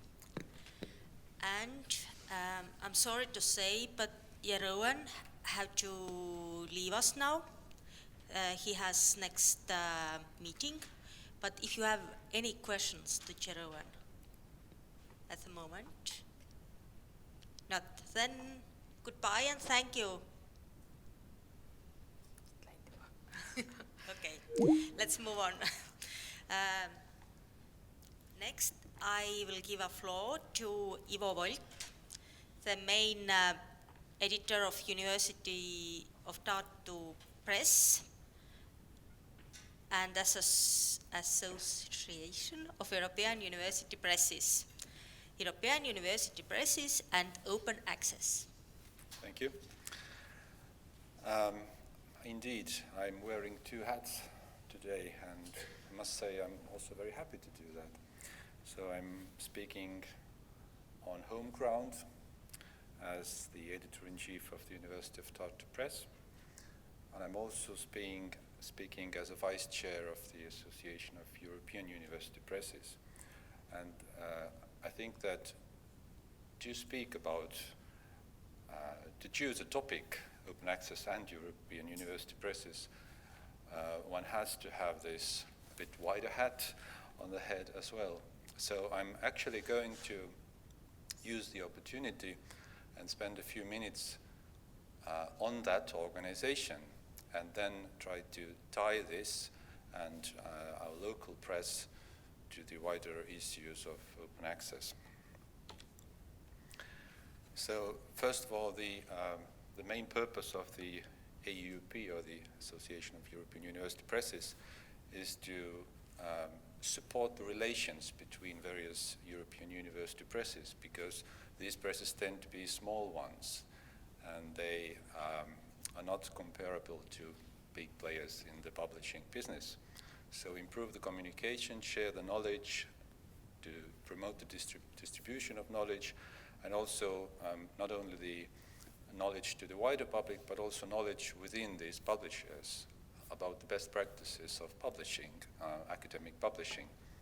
And the organization is open to all publishers belonging to or clearly linked to a university or another research institution, or also a learned society. And it was established quite recently, so 2010, and at the beginning it had something like 9 or 10 members, but currently it has 41 members, meaning member presses, or also associate or patron members from 18 countries. So within 9 years, I would say that for an organization with no outside support, basically, this is quite good. And what this membership, or the selection of members, shows, the main keyword here would be diversity, because it's not only different language areas, it's also different business models of university presses, it's also different policies, depending on the home institutions or the national policies from these countries. So these presses are really diverse in their functioning. And we also have 3 larger patron members, also connecting this society to the open access. And here's also a little map showing that the how this Europe is reflected in this association. And you can also see that there's a tiny dot, which is Armenia. So we have included Armenia also in the European Association, because they wanted to be a European press. They wanted to have connections, they wanted to share the knowledge, also to integrate with the European research area as a press. About the activities of this association, we have a joint catalogue, but this is a work in progress, so I will not focus on that. We have done a lot of member surveys, which are a good way to, which is a way through which we know that we are so diverse in our functioning. So member surveys on publishing formats, standards, workflows, skills, etc. Members of the board have been present at various publishing or library events, and we've also had cooperation with some international projects or networks, such as Opera, and also forthcoming ones. But in 2016, actually, it was decided, so the organization was 6 years old, it was decided that it's also time to have more outcome, and we also already had some more money from membership fees, so we decided to organize conferences and workshops. And this is actually how it's been connecting these small university presses to issues that are important on the larger publishing scheme. So, as I said, the presses are small, so even to be aware of, for example, the standards, either industry standards or funder standards, or new policies by the funders, or let's say new technical developments, new tools that could be applied to publishing, these small presses can't share that knowledge all by themselves. So it's necessary to bring these presses together and to organize these events on specific topics. Conferences here means more like theoretical or paper-based events. Workshops have been really hands-on workshops doing on technical stuff. And this will continue in the next year. And also that to show that it's real, so that there are real persons behind it. It's the photo of our last conference in Brno this year in Czech Republic. So it's real, and we have very good photographers, as you can see. So AUP and open access. There is no open access mandate to join the association. That was considered in the beginning, but as it was seen clearly that the national backgrounds and the institutional backgrounds are different, so it was decided that it's not very practical to put this mandate in. So many of the members of the association support open access or are even fully open access publishers, but not all of them. But this strong support for open access is reflected, for example, in the 2018 so-called 7 statements of AUP that was produced after the conference, so like general policy statements on behalf of the university presses. And this open access support is also reflected through sharing knowledge, especially by those presses that are born open access, for example, the Stockholm University Press, which is fully open access. Now the problem here is that most of European university presses are mainly monograph publishing presses. So journals are an important part of the presses, and I've put here a number, 370 journals, it might be more, divided among these 41 members, so it's not that much, but almost all presses publish some journals, but the focus is mainly on monographs. And you can say that the journal business has been really taken over by large publishers a long time ago, so these, let's say, 2 to 20 journals per press are really small players, but they are supported by the home institutions, the universities or the research institutions, and they are also mostly open access. Or I don't have the data, statistical data on the openness of the journals, but I believe that most of them are open access.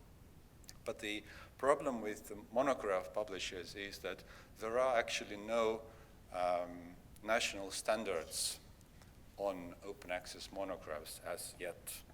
And also the Plan S on the monographs, it says that the sentence is something like, we understand that it's not possible with monographs by that time in January.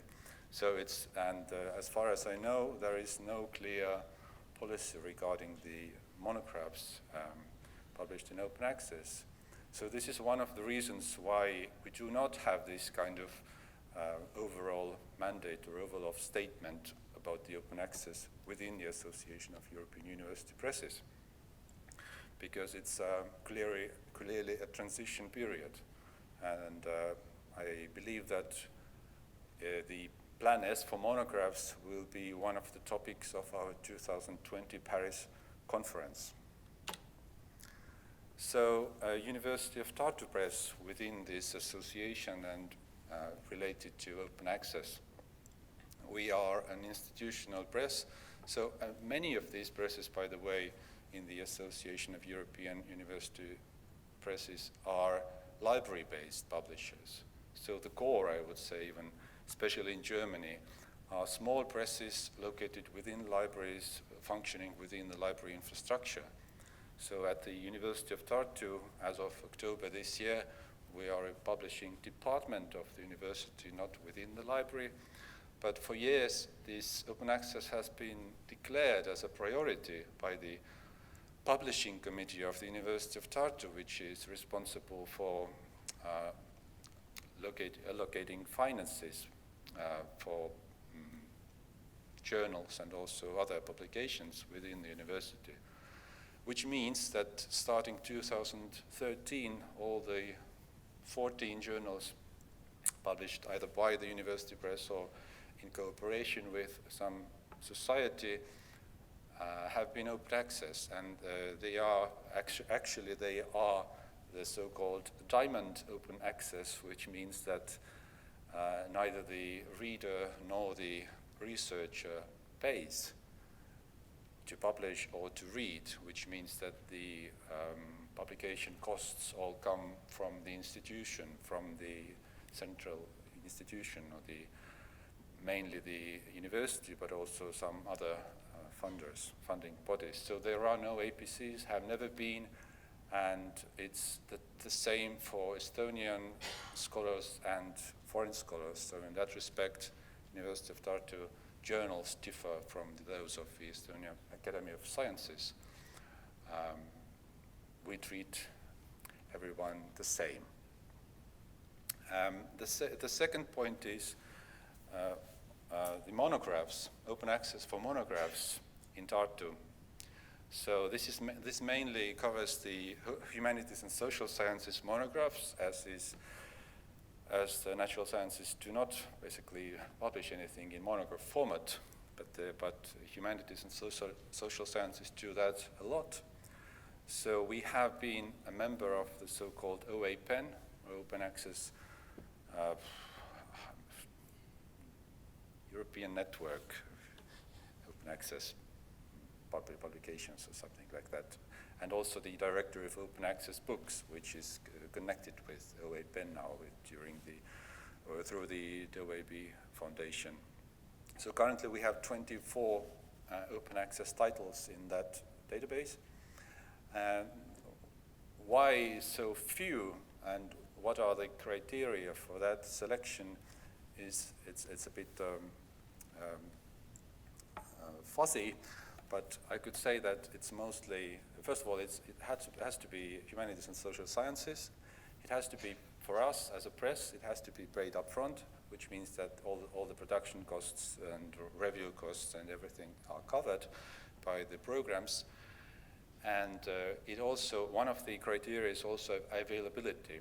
So even if the funders do not require, which they do these days, for the publication to be open access, many scholars themselves are more interested in free availability of the monograph rather than expecting some small income from it. Right. So to sum up, I would say that these, to speak about the European university presses and open access, we do not have a very common strategy or a common policy towards open access, because all these small university presses, let's just call them university presses, are so much dependent on their home institutions' policies, which can change over time. And the home institution policies are dependent on the national policies, which are very slow to change. So one of the main tasks of this organization regarding open access is to bring together this information from all these 18 countries about the changing policies on the national level, and then to decide what to do with this information in cooperation, because all these presses are small players, and we are fully aware that we do not have the same kind of say, for example, in developing some strategies or policies within Europe. But even if we don't have the say, we can be, through cooperation, in the first row of players, not the ones lagging behind and, for example, implementing open access only when it's mandated. Thank you.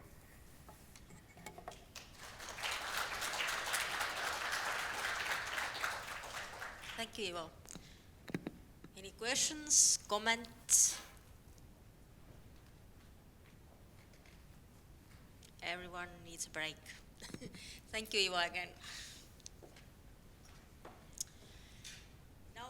Now we have 5 minutes for rest. Just smile to your neighbor and stand up for a minute, and we will continue in 5 minutes.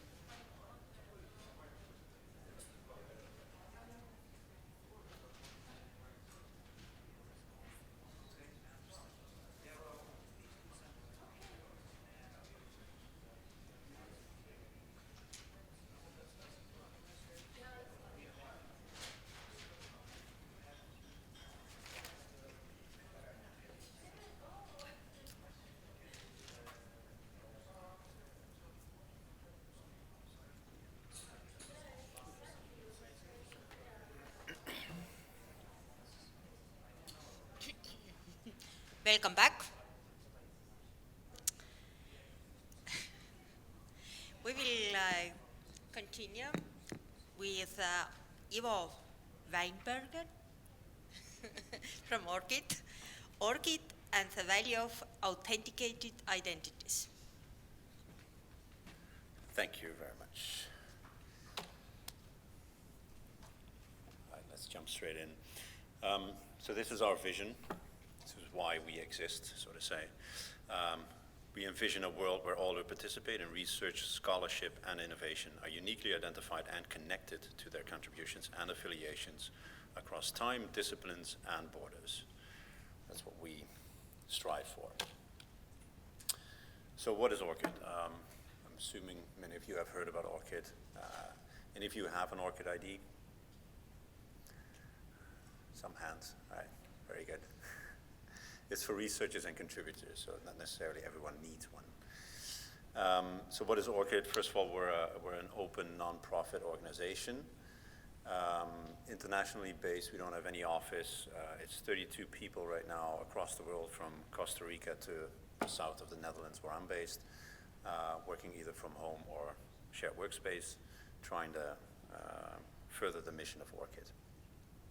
In addition to that, we're a persistent identifier for researchers. It's based on a 16-digit ISNI code that is issued for the entire duration of the career of the researcher, and should stick to that person throughout the entire career timeline. We're a registry where those IDs are being registered and connected to that individual, and also where the profile is being held as well, where all the works and affiliations are being registered. We're a set of standard procedures, or APIs, for connecting researchers to their affiliations and activities. So by connecting systems, we feed that record and also provide the information in a trusted way to other systems. And we're a committed community building connectors. So we work with open initiatives, but also including vendors and their systems to make the exchange of this trusted information possible. We're an open scale international research effort by default. We think without borders and really want to have a positive influence in international sharing of information in a trusted way. So persistent identifiers, what makes an identifier persistent, and why do we need one, basically? So the persistent part is basically an organization making a promise to keep it alive and to do everything they can to maintain it. For us, as an organization, the way we make that promise and make that commitment is by being an open organization, a non-profit organization, led by the community. We have an annual election of the board, which directs what we do. And that election is done by our members who listen to the community. So at no point, basically, we can be bought, or our mission can be dramatically changed or anything like that. So that's the persistent part in there. And then the identifier, as said, is the globally unique string, which we use in this case a 16-digit ISNI code. They're called PIDs. I've put the Estonian translation in there I got from Google. I don't know if it's correct. All right, that's good. We disambiguate. That's basically what the default thing of an ORCID ID is. Again, a translation in there, just to make things clear, because sometimes English words are complicated. I had to get used to some of them. So with ORCID, you can basically remove uncertainty, right? In this example, you can see Robin Dassler, who works at Crossref, by the way, is also known as R.H. Dassler, R.L. Dassler, R.L. Howard by marriage, and Robin Howard. So publications can be done under any of these names and variations, and then including that, there's countries where there might be a different order in the naming convention as well. Additionally, she has the researcher ID as well, which is connected to her profile. So everything comes together under the ORCID ID. So wherever the ORCID ID is present, it can refer back to identifying this exact same person. Then what kind of stuff gets a PID? So why do we need PIDs anyway?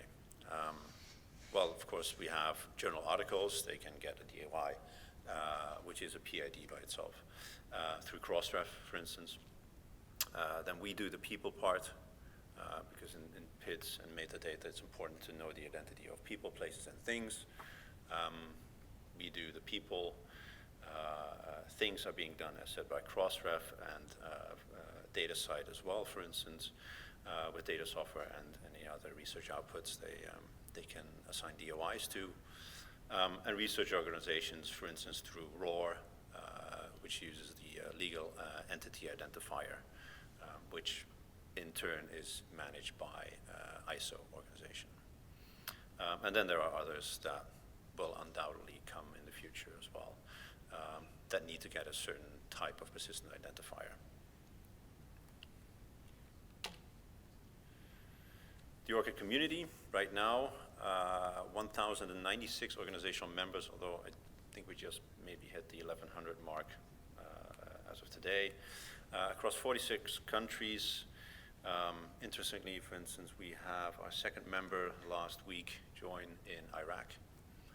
I think that's always great to see that these countries as well try to participate in international open access efforts and sharing of information. We have 670 system connectors, so meaning 670 of these members currently have active integrations, reading and or writing to the ORCID record. The others are in being planned or in testing phase. Of course, we're striving for all organizations to be connected to the systems and not just authenticating IDs. We have over 7.4 million IDs issued right now across many countries, more than those 46 where we have members. We currently have 21 active consortia, with France just joining this month. And we have Ireland on the way of an active consortia, hopefully by the end of the year. And then for the next year, who knows, hopefully Poland, because there's a lot happening there. So we're having conversations there, and then some other countries. But again, we try to strive for consortia in the same way, I guess, as DataCite does that as well, because of the community effort and the coordinated approach to serving the whole community in a better way. So why are ORCID IDs important? Right. As said, the naming convention can be tricky. Most names aren't unique. People use different versions of their name. As said, many people have the same name. Names can change through marriage or other circumstances. And again, the alphabets might influence that, or the naming conventions might change. Researchers as well are mobile. They don't just stick to one place or one country. Definitely not one university. So it's really tricky to keep track of them as alumni, or just in a wider sense at a national perspective. For example, 30% of the scientists who got their PhD in the United Kingdom now live elsewhere, and they still want to track them. Research institutions and organizations therefore find it very hard to benchmark and identify and track the researchers. ORCID helps to fill in those gaps. Institutions also face a rising tide of research. So over 3 million scholarly articles were published per year. Over 42,000 active scholarly peer-reviewed journals are out there. And institutions must increasingly recognize and demonstrate the impact of all these types of research contributions. And it all comes down to having asserted identities connected to these research outputs. So research evaluation is hampered by a lack of data that clearly connects a research program with its outcomes, and in particular by ambiguity. Is that a correct word? Okay. About who has participated in the program and what contributions they have made to that program. And an ORCID identifier is one of the ways to provide clarity in the evaluation process and trust the data.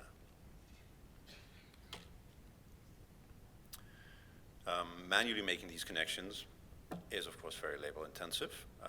Algorithmic matching is error intensive sometimes, or at least creates a margin of error. So we like to help you sort that out, basically. So unique research identifiers have the potential to bring efficiency and transparency to the creation and reuse of information for research evaluation. And that's what ORCID helps with evaluation purposes. On visibility, interoperability, and credibility,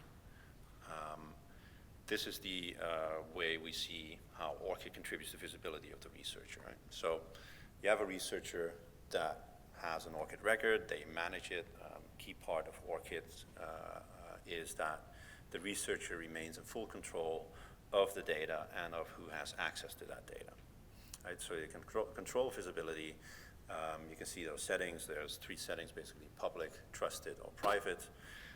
Anything set to public, again, is public for everyone to search on our website or connect through the public API and pull in. And annually, we have a public data file that we put out to the community that contains, basically, it's a big data dump of everything we have in the registry that is set to public. And it's used by a wide variety of organizations to either do some research on or connect to their own systems to help with data quality initiatives. In addition to that, there's trusted. That means that the researcher must give permission for you to access their profile, either reading or writing. Right? So the researcher joins a university. They give permission to that university, for instance, to collect their ID and access the record and write to that record. That gives the university the opportunity to then read the information that is in that record, pull it into their systems and complete the profiles they want, maybe pre-populate some forms, or just have the information in their own systems available, but also to assert the affiliation. As you can see on the right here, then, the employment by, for instance, University of Tartu indicates the source, in that instance, University of Tartu, as confirming the affiliation, instead of having the researcher himself or herself entering that information. So having these assertions done creates trust and makes sure that other organizations reading this information can trust that this is correct. Then, for instance, that researcher applies for a grant to the funder. They connect to the system through the API. They can pre-populate forms, which saves the researcher time. They get trusted information into their grant system, which provides more trust to them because they can read, they are indeed affiliated to Tartu University because they are indicated as the source, instead of having the researcher just enter it and they have to maybe check and see if that's correct. And then once a grant's been issued, they can actually write that to the record, where it would say, okay, so we have given this grant and the source was Foundation X. And then once a publication is out there, the publisher can connect that as well to the record, indicating the source being the publisher, or maybe even Crossref or DataCite for that matter. But the publisher can also benefit from all the trusted information that is in that record. And that then completes the profile from at least the basic information side, because we also have awards and honors and various other things that can be entered into the profile. And that completes the interoperability graph, basically, that we strive for, with the researcher in the middle, full researcher control, connected to all the relevant organizations within this research landscape. And each of these organizations is able to collect trusted information from the record and also assert authorship, affiliation, and grant information, for instance, to further feed the trusted information sharing in between all these institutions. That also, in turn, of course, provides credibility. So this is a record, and as said, the source here is something that we really value because it creates trust. So that's why we would like our members to feed the information to our system. So here you have the funding, for instance, coming from UberWizard, and some work being added by PubMed Central. If these systems weren't connected, then it would simply say source the user or the researcher themselves, which in turn doesn't provide the trust that the community values.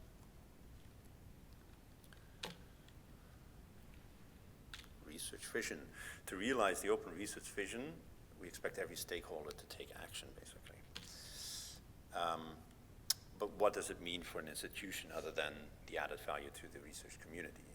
There needs to be some quantifiable value as well. And there's been some studies or analyses being done on that by UK and Portugal and Australia, where they basically saw that when we start using ORCID and members are using it, then we actually save 0.2 to 0.4 FTEs per institution per year on the effort that it normally takes if we do not apply the ORCID system or connect with the ORCID API and use ORCID IDs. In Portugal, in a study, they saw that it was saving them 100,000 research hours per year. So it's a lot of time where the researcher can just spend their efforts and their time on doing research instead of administrative burdens or filling in forms. And in Australia, they specifically looked at grant applications, and they saw it would shave off 15 to 30 minutes per grant application if it was connected through the ORCID system, and an applicant would log in with an ORCID ID. So organizations versus researchers, how can they both benefit? As said, it saves time and reduces errors with automated information sharing, cross-system interoperability. Manage your organization name as an institution. Sometimes we see organizations in our system that aren't part of ORCID, aren't a member, or aren't connected. And they might show up 10, 12 times because users have entered their name in all sorts of variations. That means that the university doesn't have control on how they're being reflected internationally. And in the end, the information that is in our ORCID records will flow publicly outside of our ORCID environment into indexes and rankings as well eventually. So it helps to have a concise and consistent naming convention of your organization as well. And it allows institutions to maintain links with researchers in past, present, and future, because once they've connected, they can indeed always cancel the permission they gave to an institution or an organization, but generally there's no real reason to do that unless they don't trust that organization or just want to be disconnected from everything. So it allows you to follow researchers once they move on beyond your institution or organization. And for researchers, it helps them improve the recognition and discoverability of their research internationally, because as I said, this flows into indexes as well and rankings. And having, when you do combine publications and the ORCID ID is displayed on these publication websites, it's very easy to just click on that and be taken to the profile where you can see all the other works of a researcher. So it really helps with their with the awareness level. Researchers can spend more time doing research, as said, less time managing it. Once they've made these connections and given these approvals to the various systems, for instance, to Crossref or to the university or to a publisher, that's done and everything happens in the background. So a publication might be pushed out, a DOI is created, and through Crossref it flows into the record, and without sometimes the researcher being aware that the publication is out there, they get a reminder by email saying, oh, Crossref has just added this publication to your record. Please have a look if you don't think it's correct. So it's all, behind the scenes, what we strive for. To have these machines talk to each other and do the work, and not have the researcher be burdened with following up. The researcher has full control and manage a trusted and easily shareable record of their research activities and affiliations for free. And of course, nothing is for free in this world. Somebody's paying. So that's generally the members that we have. We are a non-profit organization that are relying on members to finance this. And right now we are on our way to hitting break even, hopefully by the end of the year, otherwise early next year. but we have not been since our formation in 2012. So how can you get involved? Basically, there's 3 ways to get involved, and preferably all 3 go hand in hand. So the first thing, encourage and support your researchers in getting, sharing, and using their ORCID ID. The essential part here is using their ORCID ID, which goes into number 2 and 3, invest in integrating ORCID into your systems, because if there are no systems to use ORCID IDs with, then there's no benefit to the researcher. Then it's just another identifier they need to get because of reason X, and they don't end up seeing any benefit of it. Once that integration, is active, then also connect the data to and from your researcher's ORCID record to support information use and reuse across organizations. Again, we strive to have information being shared actively across all systems to increase awareness and visibility and trust in the data that is in there. And that's it for me. Any questions? Or we're doing that later? Okay. Thank you. Any questions?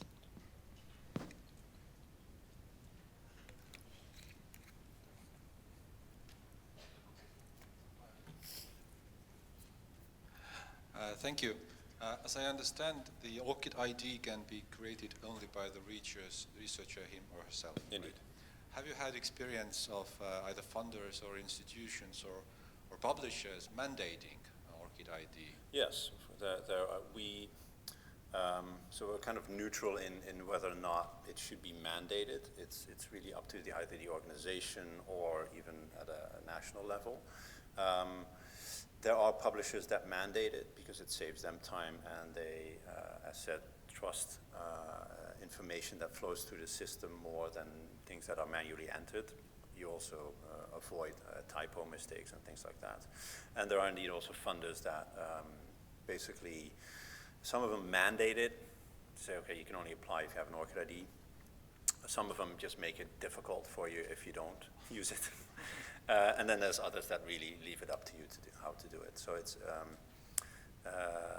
yeah, it's being done, and basically we're good either way.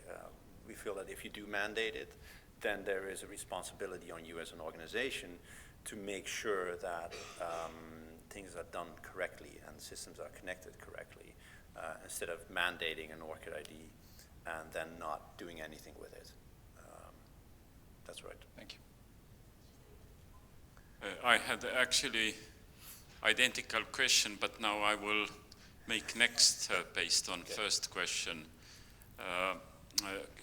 Do you see that online systems where you have to make your registration, that the number of such online systems where they ask to be ORCID, to have ORCID ID as a mandatory, is this such online services, is the number of such services is growing now fast?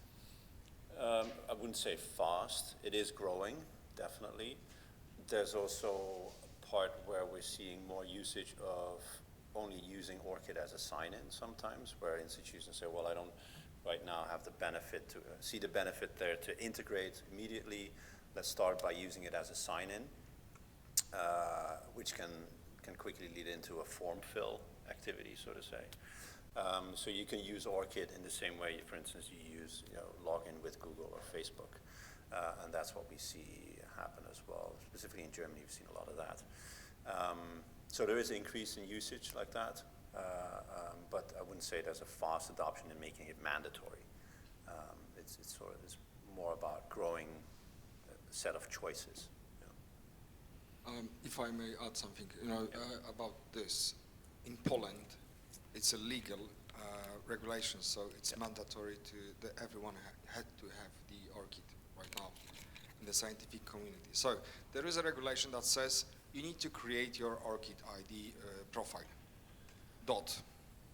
So what they did, they create the ORCID profile, right? And that's the end.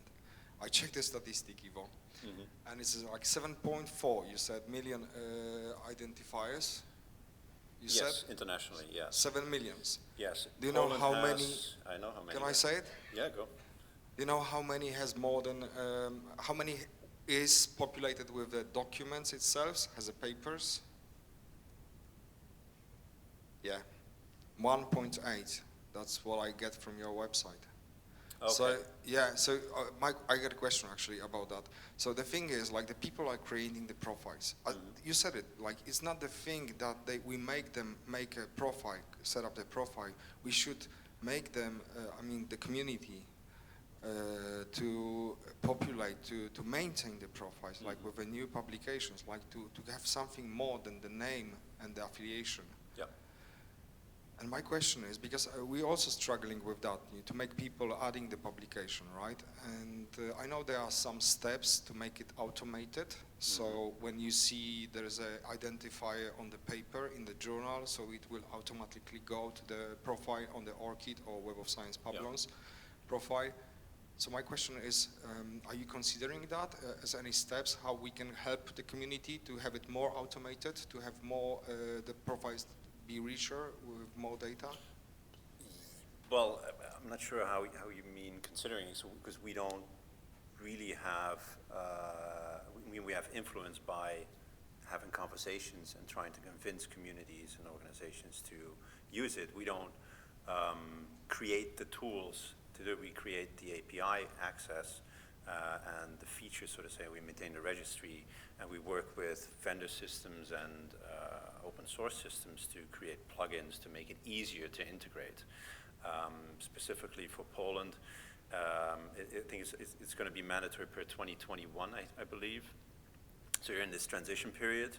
I am in communications with OPI on like how can we facilitate this in the best way, and it is being looked after, and definitely next year we'll have more focus on the community there to facilitate better processing of this, but we don't own the transfer of the data, so to say.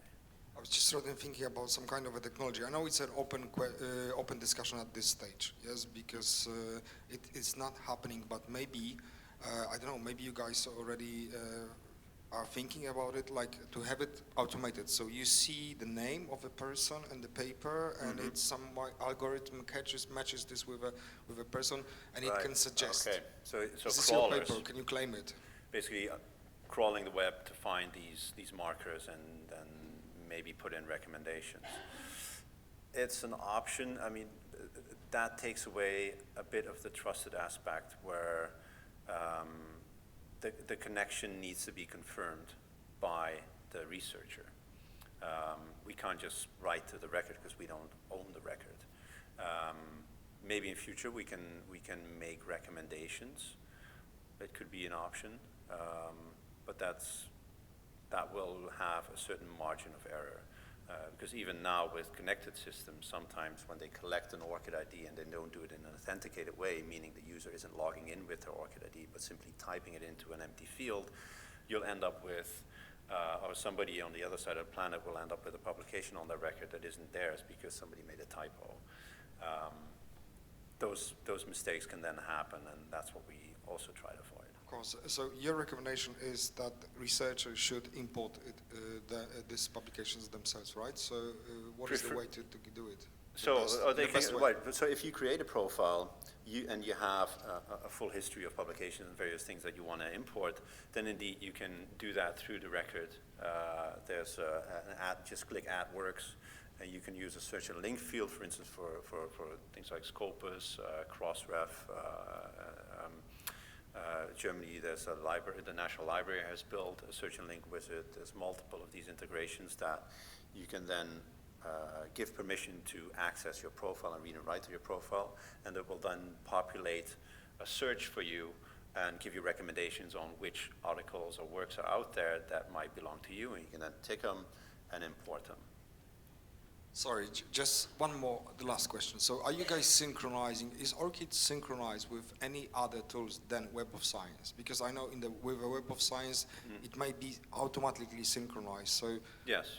So can we, because in the Web of Science, you can synchronize your profile with an ORCID, and Yes. you can synchronize everything which is in ORCID with a Web of Science publish, Right, right? you, it's you just have an both exchange way, of information, yeah. indeed. Yeah. So There's plenty of others. There is Crossref data site does it as well. So anything that's out there that doesn't come through, for instance, Scopus, will be caught through Crossref, which is what it meant that when sometimes publications go online or being published, a researcher might not be aware that it went out, and they get a reminder through ORCID that they actually had a publication pushed into their record, or these work being added into the record through, for instance, Crossref. And that's done automatically in the background. So there's no need for the researcher to go out there and manage that record once the connection has been made. yeah, that's good because researchers are complaining about too many, I think you all agree, too many things to maintain, right? So Right, yeah. No, we definitely want the record not to have to be maintained. And that's where the system connections come in. So when these system connections are made and established in a trusted way, then everything's done in the background by systems, machine to machine, talking to each other. Thank you. Welcome. We will continue with the same topic, and Alan Sirk from University of Tartu Research Group for Biological Informatics will talk us about integration in a modern biodiversity platform. Okay, hello everyone who's left of us. I was asked here to launch ORCID ID in BlueTF. So, but this would have taken, it would have been over now, 10 seconds maybe. So I was a bit confused. I actually said, no, I'm not gonna do that. And then I changed the subject a bit. And I will also, we see ORCID as an integration, as mentioned before. We implemented it, and now I will talk about some other integrations and tools like this. Okay, and yeah, I'm Alan Sirk from University of Tartu Natural History Museum, and I am managing BlueTF development team and all the related developments. But first, BlueTF, some numbers. We are online from 2005. We have over 5,000 users. We are growing in about 1,000 new users every year. And around 100, 150 people use BlueTF every day for their work. This means they're doing something with the data that is in there. Some are inserting, some are just searching for it, and other tasks. And we're a global system. Around 30% of our users are outside of Estonia. Who are these users? First of all, everyone can create an account and log into BlueTF. Now we can do it with ORCID ID. But our main users are scientists, students, officials, and communities who work with biodiversity data. Estonian bird watchers are mostly in BlueTF. Other communities such as Unite are using BlueTF as their data management platform. And there are like project-specific groups also. The data in BlueTF is it's quite diverse, but the main data types are taxon occurrences. And BlueTF creates the most value to users who work with taxon occurrence data. That is nature observations, DNA sequences, specimens, living specimens, and material samples. But there are other types, such as classifications, experiments now, one of the latest development. And now with integrations. I was asked for the launch of this feature. This tweet was our launch. That's it. And as the previous presentation mentioned, there are like various ways how you can integrate ORCID into your system, and we are only in this first stage. Basically, we allow login, sign up, and link your existing account with ORCID. But yeah, this is not the beginning, but this is a great start where we can move on. After users have logged in, now they need to get their data in, and this is very often the hardest part, especially if there is a lot of data. And this is one, sometimes people give up at this stage. If they haven't managed their data properly before they start using BlueTF, then it might be difficult for them.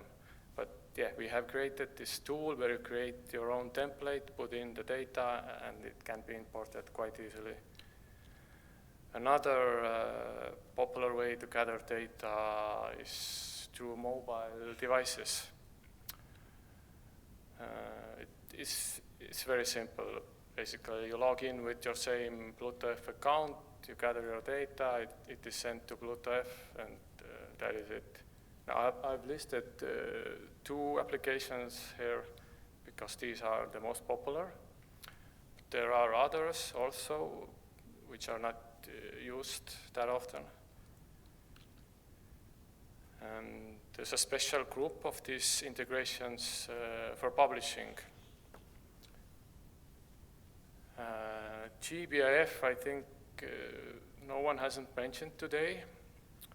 It's a global biodiversity infrastructure facility where it's the biggest data portal for biodiversity data. And we allow publishing data in there, and we are automatically actually publishing data in there. Data site is mentioned a couple of times. And Pensoft, there is a solution where scientists are writing their paper, and they can fetch in data from their data, like metadata that is part of their writing, and gene bank. This is actually GBIF dataset inside BlueTF, and this is the same dataset published in GBIF. This is by Lauri Mällo. He's a teacher from Elva, and he's a very special user for us because he used to be a biology teacher of one of our developers. So we always show his use case. Now when the data is in, users, scientists, they want to get it out again in different formats. Not the same format it came in, but on different formats, depending on what they want to do with their data. Sometimes generate reports, aggregate reports, sometimes to visualize them and import them into different special applications and cases like this. So we have to provide these like export solutions.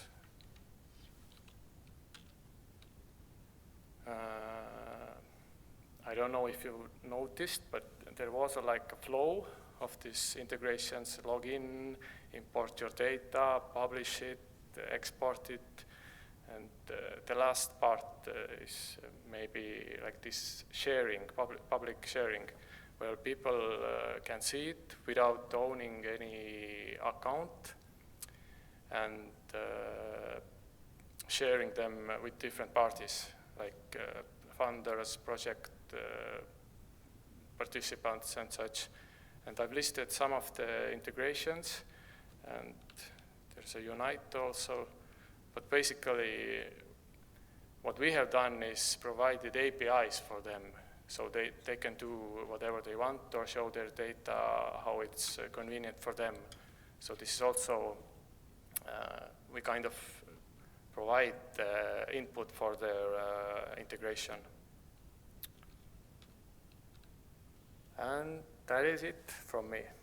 Thank you. Thank you, Alan, and congratulations. Any questions to Alan or Turmas?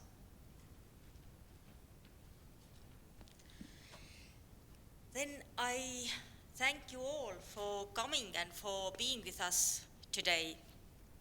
And I thank also all presenters for the new information, for new thoughts, and see you again in the next events. Thank you and bye.